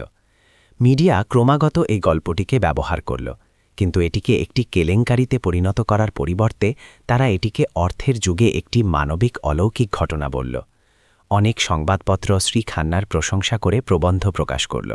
একজন ব্যবসায়ী, যিনি একসময় তার ঠান্ডা আচরণের জন্য পরিচিত ছিলেন, এখন একজন দয়ালু পালক পিতা হয়ে গিয়েছিলেন, যিনি সত্যের মুখোমুখি হওয়ার এবং দুটি ছোট জীবনকে রক্ষা করার সাহস রাখতেন। প্রিয়া এবং রাজুর স্কুলও আলোড়িত ছিল। সকালের সমাবেশে প্রধান শিক্ষক দুই ভাইবোনের গল্পকে দৃঢ়তা এবং করুণার ওপর একটি জীবন্ত পাঠ হিসাবে শোনালেন। শত শত ছাত্রের চোখ তাদের দিকে তাকিয়েছিল, অনেকের চোখে জল ছিল। প্রিয়া সারিতে দাঁড়িয়েছিল, তার হৃৎপিণ্ড দ্রুত ধরফর করছিল। প্রথমবারের মতো নিজেকে নিয়ে গর্ব অনুভব করছিল।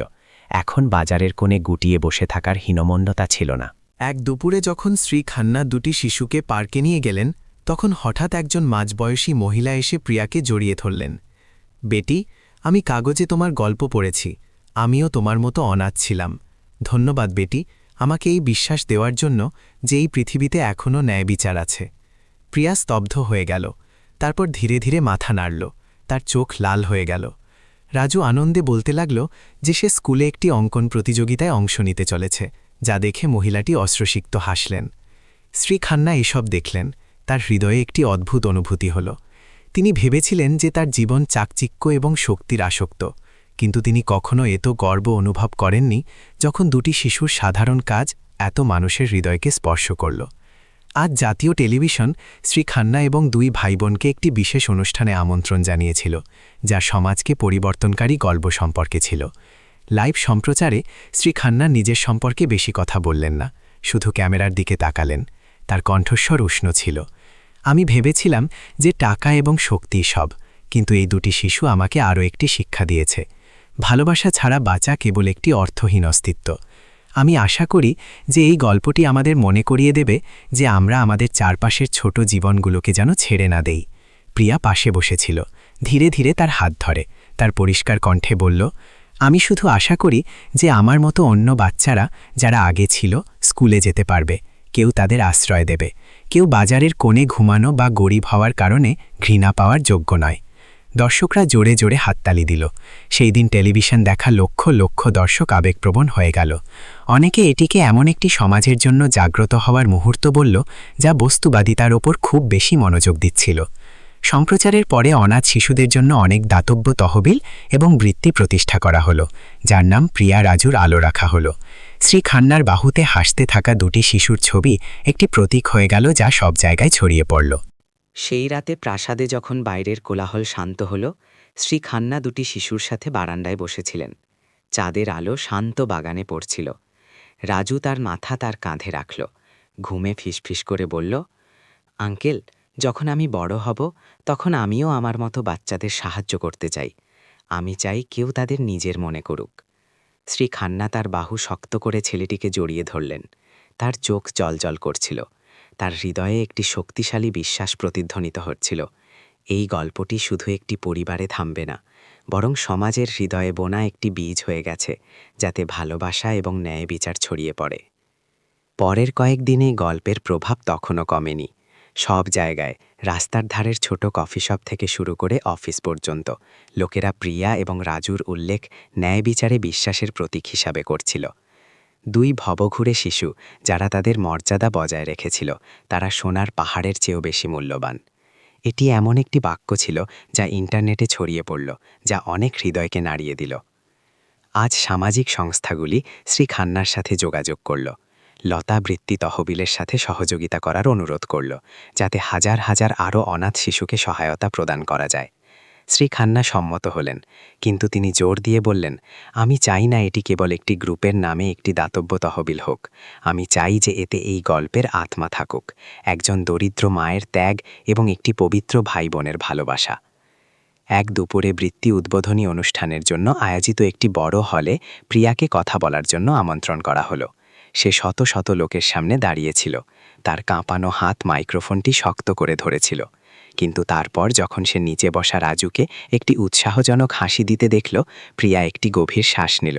তার পরিষ্কার কণ্ঠস্বর প্রতিধ্বনিত হল, আমি ভেবেছিলাম যে আমি এই পৃথিবীতে কেবল একটি অদৃশ্য শিশু, কিন্তু দেখা গেল যে যদি আমরা বিশ্বাস বজায় রাখি তবে কেউ আমাদের দেখে নেবে। আমি আশা করি যে আমার মতো বন্ধুরা যারা আগে ছিল হাল ছাড়বে না, কারণ একদিন কেউ হাত বাড়িয়ে আমাদের তুলে নেবে। পুরো হল নীরব হয়ে গেল। তারপর হাততালির গর্জনে প্রতিধ্বনিত হল। শ্রী খান্না নিচে বসেছিলেন, চুপচাপ তার চোখের কোণ মুছছিলেন। সেই মুহূর্তে তিনি জানতেন যে প্রিয়া এখন সেই লাজুক মেয়েটি ছিল না, বরং এমন একটি আলো হয়ে উঠেছিল যা অগণিত লোককে অনুপ্রাণিত করছিল। অনুষ্ঠানের পরে অনেক সংবাদপত্র প্রিয়ার সম্পর্কে তরুণ গল্পকার হিসাবে লিখল। রাজুকে স্বপ্নের ছেলে বলা হতে লাগল, কারণ সে প্রায়শই কম ভাগ্যবান শিশুদের রঙিন ছবি পাঠাত। একটি ছবি যেখানে দুটি হাত শক্ত করে ধরেছিল, যার উপরে লেখা ছিল, একে অপরকে ছেড়ো না। সোশ্যাল মিডিয়ায় হাজার হাজার বার শেয়ার করা হয়েছিল। প্রাসাদে জীবন ধীরে ধীরে শান্তিতে কাটছিল। সন্ধ্যায় ৩ জন বৈঠক কক্ষে বই পড়ত। প্রিয়া মনোযোগ দিয়ে তার পাঠ লিখত, রাজু খুশিতে ছবি আঁকত এবং শ্রীখান্না চুপচাপ দেখতেন, অনুভব করতেন যে তার হৃদয়ে একটি দীর্ঘদিনের শূন্যতা পূর্ণ হয়ে গেছে। এখন এটি একটি একাকী নীরবতা ছিল না, বরং একটি সত্যিকারের পরিবারের উষ্ণ ভরা ছন্দ ছিল। এক চাঁদনী রাতে প্রিয়া হঠাৎ জিজ্ঞাসা করল, আঙ্কেল, যদি একদিন আমরা বড় হয়ে যাই তবে কি আপনার ভয় লাগবে যে আমরা চলে যাব? শ্রী খান্না হাসলেন, তার হাত তার চুলে বুলিয়ে দিলেন। পরিবারের মানে কাছে বা দূরে থাকা নয়। যখন তুমি একটি পরিবার হও তখন তুমি যেখানেই যাও না কেন তোমার হৃদয় সবসময় সেখানেই থাকে। প্রিয়া তার মাথা তার কাঁধে রাখল, তার চোখ বন্ধ করে শান্তিতে হাসল। রাজু ঘুমে ফিসফিস করে বলল, তাহলে আমরা সত্যিই একটি পরিবার, তাই না? সেই মুহূর্তে শ্রীখান্না অনুভব করলেন যে আগের কঠিন যাত্রা কেবল দুটি শিশুর জন্য ন্যায়বিচার আনেনি, বরং তার নিজের আত্মাকেও ঠিক করে গিয়েছিল। এমন একজন মানুষের আত্মা যে এক সময় শক্তি এবং একাকিত্বের খোলের মধ্যে থাকত। বাইরে সমাজ এখনও কোলাহলপূর্ণ এবং প্রতিযোগিতামূলক ছিল, কিন্তু শহরের মাঝখানে একটি ছোট বাড়ির ভিতরে ৩ জন লোক চাঁদের আলোর নিচে একসাথে বসেছিল, একটি সাধারণ বিশ্বাস ভাগ করে নিচ্ছিল। ভালোবাসা একটি ভাগ্যকে পরিবর্তন করতে পারে, এমনকি একটি পুরো পরিবারকেও। সময় কেটে গেল, বৃষ্টির মৌসুম শেষ হল, তার জায়গায় গরম রোদ ঝলমলে দিন এলো। পুরনো বাজারের দিকে যাওয়া পরিচিত রাস্তা, যেখানে প্রিয়া একসময় তার ভাইকে একটি ফোঁটা ফোঁটা ছাদের নিচে জড়িয়ে বসেছিল, এখনও কোলাহলপূর্ণ ছিল, ক্রেতা এবং বিক্রেতা, কিন্তু আগের থেকে আলাদা। এইবার প্রিয়া এবং রাজু জরাজীর্ণ অবস্থায় নয়, বরং পরিষ্কার স্কুল ইউনিফর্মে ফিরেছিল। বাজারের লোকেরা 2 ভাইবোনকে চিনতে পারল, সবাই বিস্মিত এবং খুশি ছিল। একজন বৃদ্ধ সবজিওয়ালি প্রিয়ার হাত ধরল, তার চোখ ভিজেছিল। যে মেয়েটি একসময় বৃষ্টিতে তার ভাইকে জড়িয়ে ঘুমাত, এখন কত বদলে গেছে। ভগবানের শুকরিয়া, অবশেষে কেউ তোমাদের আশ্রয় দিয়েছে। প্রিয়া মাথা নিচু করল, তার কণ্ঠস্বর ধীর কিন্তু দৃঢ় ছিল। আমিও আপনাদের এবং সবার ধন্যবাদ জানাই সেই দিনগুলোর জন্য। যদিও আপনারা আমাদের শুধু 1 বাটি বাসি ভাত দিয়েছিলেন, তবুও আমার উষ্ণতা অনুভব হয়েছিল। রাজু খুশিতে তার নতুন ব্যাগ দেখাতে দেখাতে চারপাশে দৌড়াচ্ছিল, যা দেখে বাজারের অনেক লোক হাসল। কিন্তু এই সাধারণ দৃশ্যটি শ্রী খান্নাকে, যিনি কিছু দূরে দাঁড়িয়েছিলেন, তার চোখে জল এনে দিল। তার স্পষ্টভাবে মনে ছিল প্রথমবার যখন তিনি এই 2টি শিশুকে এই একই জায়গায় দেখেছিলেন, এবং সেই মুহূর্তটি তার পুরো জীবন বদলে দিয়েছিল। সেই রাতে প্রাসাদে শ্রী খান্না কিছু ঘনিষ্ঠ বন্ধুকে রাতের খাবারের জন্য আমন্ত্রণ জানালেন। আগের জমকালো পার্টির বিপরীতে আজ কেবল একটি সাধারণ খাবার ছিল, সবজি, মাছের তরকারি, গরম ভাত। প্রিয়া এবং রাজু খুশিতে খাবার পরিবেশন করছিল, অতিথিদের অভিবাদন জানাচ্ছিল এবং তারপর শ্রী খান্নার পাশে বসে গেল। একজন বন্ধু সেই দৃশ্য দেখে ধীরে ধীরে বলল, অর্জুন, তুমি অনেক বদলে গেছো। আগে তুমি শুধু চুক্তি এবং শেয়ার নিয়ে কথা বলতে, আর এখন তোমার চোখ 2টি শিশুকে দেখে জল করে। শ্রী খান্না শুধু হাসলেন, তার হৃদয়ে একটি সাধারণ সত্য প্রতিধ্বনিত হচ্ছিল। ধনী হওয়া ব্যাঙ্ক অ্যাকাউন্টের সংখ্যা নয়, বরং তখন হয় যখন হৃদয় তার উষ্ণতা ফিরে পায়। দেরি রাতে বন্ধুরা চলে যাওয়ার পরে প্রিয়া তার পাশে বসল এবং টেবিলে তার ডায়েরিটি রাখল। সে ধীরে ধীরে শেষ পাতাটি খুলল এবং তাকে পড়ে শোনাল। আজ আমি বুঝলাম যে পরিবার কেবল রক্তের সম্পর্ক দিয়ে তৈরি হয় না। পরিবার হলো সেই জায়গা যেখানে কেউ আপনাকে রক্ষা করার, আপনাকে বিশ্বাস করার এবং আপনাকে এগিয়ে যাওয়ার বিশ্বাস দেওয়ার সাহস করে। আমি আশা করি যে একদিন আমার এবং আমার ভাইয়ের গল্প আরও অনেক শিশুকে আশা খুঁজে পেতে সাহায্য করবে। শ্রী খান্না চুপ হয়ে গেলেন। সেই আনাড়ি শব্দগুলি একটি সুন্দর উপসংহারের মতো ছিল, যা সেই দীর্ঘ যাত্রার সারমর্ম তুলে ধরে যার মধ্য দিয়ে তিনি এইমাত্র গিয়েছিলেন।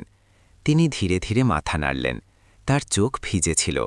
বেটি, তুমি আমাকে এমন একটি শিক্ষা দিয়েছ যা আমি আমার পুরো জীবনে কখনো বুঝিনি।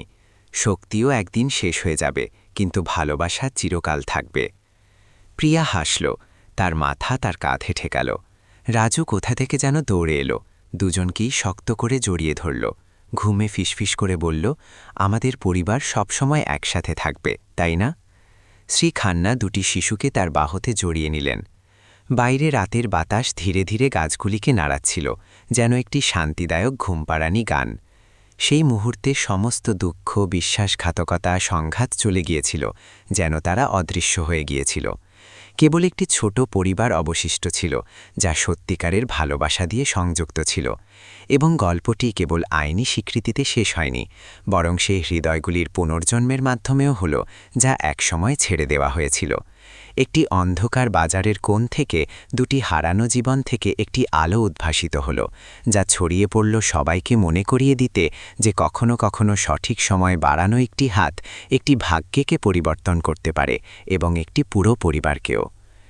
এক সপ্তাহান্তের সকালে আকাশ পরিষ্কার ছিল। রোদ পুরো বাগানে ছড়িয়ে পড়েছিল। প্রিয়া এবং রাজু খুশিতে চারপাশে দৌড়াচ্ছিল, নতুন ফোটা ফুলের মাঝে হাসছিল। শ্রী খান্না বারান্দায় একটি কাঠের চেয়ারে বসেছিলেন, হাতে চায়ের কাপ ছিল। তার চোখ দুটি শিশুর প্রতিটি পদক্ষেপ দেখছিল।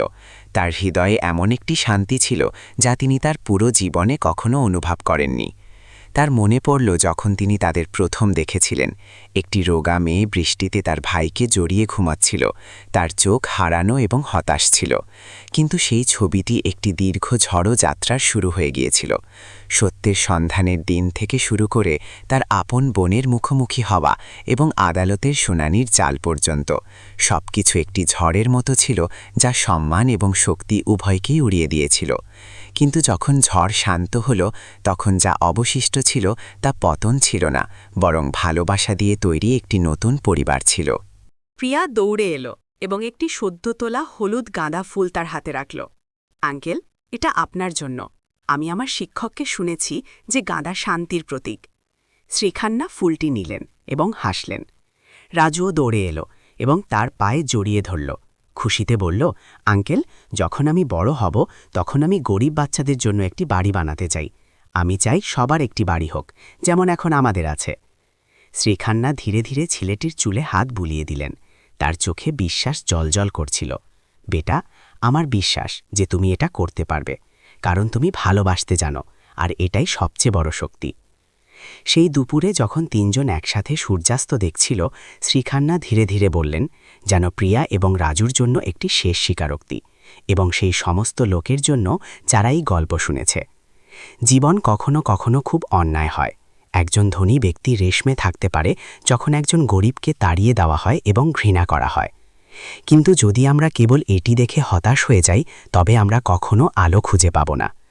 এই তোমাদের নিষ্পাপতা এবং দৃঢ়তাই আমাকে উপলব্ধি করিয়েছে যে ন্যায় বিচার কেবল আইনে নয়, বরং মানুষের হৃদয়েও আছে। এবং যখন ভালোবাসাকে সবচেয়ে ওপরে রাখা হয়, তখন এটি একটি পুরো পরিবারকে নাড়িয়ে দিতে পারে। প্রিয়া চুপচাপ বসেছিল। অশ্রু ধীরে ধীরে গড়িয়ে পড়ছিল, কিন্তু তার ঠোঁটে একটি হাসি ছিল। রাজু আকাশের দিকে তাকালো এবং চিৎকার করল, দেখো, আকাশ জলজল করছে দিদি। দিনের শেষ রোদ বাগানে দুর্দান্তভাবে পড়ছিল। তিন ছোট কিন্তু দৃঢ় মানুষকে ঢেকে দিচ্ছিল। সবকিছু একটি নিশ্চিতকরণের মতো ছিল। প্রতিটি অন্ধকার অদৃশ্য হয়ে যেতে পারে যখন ভালোবাসার আলো থাকে। এবং গল্পটি সেখানেই শেষ হলো, একটি জমকালো পার্টি দিয়ে নয়, উত্তরাধিকারের সংখ্যা দিয়ে নয়, বরং বিশ্বাসের পুনর্জন্ম দিয়ে। এই বিশ্বাস যে এই পৃথিবীতে আপনি যেই হন না কেন, আপনি যতই দরিদ্র হন না কেন, যতক্ষণ আপনি আপনার নিষ্পাপতা বজায় রাখেন এবং একে অপরকে রক্ষা করতে জানেন, একদিন ন্যায় বিচার আসবে এবং হৃদয়গুলি ঠিক হয়ে যাবে। এবং যখন দর্শক স্ক্রিন বন্ধ করে তখন যা অবশিষ্ট থাকে তা কেবল অশ্রু নয়, বরং হৃদয়ে প্রতিধ্বনিত হওয়া একটি প্রশ্ন: যদি আমি দৈনন্দিন জীবনে অন্য একটি প্রিয়া এবং রাজুর সাথে দেখা করি, তবে কি আমার মধ্যে তাদের সমর্থন করার সাহস থাকবে? যদি আপনার মনে হয় যে এই গল্পটি আপনার হৃদয়কে ছুঁয়েছে, তবে এটিকে ভালোবাসার বার্তা ছড়িয়ে দেওয়ার জন্য শেয়ার করুন। আপনার মতামত নিচে মন্তব্য বিভাগে জানাতে ভুলবেন না। কে জানে, হয়তো আপনার শব্দ কোনো হতাশ ব্যক্তিকে শক্তি দেবে। এবং সাবস্ক্রাইব করতে ভুলবেন না, যাতে আমরা হৃদয়স্পর্শ করা গল্প শুনতে এবং শোনাতে পারি। আপনারা সবাই কোথা থেকে এটি দেখছেন কমেন্টে অবশ্যই জানাবেন। কেমন লাগলো আপনার এই গল্পটি? আমরা প্রার্থনা করি যে আপনারা সবাই সর্বদা খুশি এবং নিরাপদ থাকুন। ঈশ্বরের কৃপা আপনার ওপর সর্বদা থাকুক। যদি আপনার কাছেও এমন কোনো আকর্ষণীয় গল্প থাকে, তবে তা আমাদের সবার সাথে শেয়ার করতে দ্বিধা করবেন না। আমাদের আপনার গল্প শুনতে ভালো লাগবে।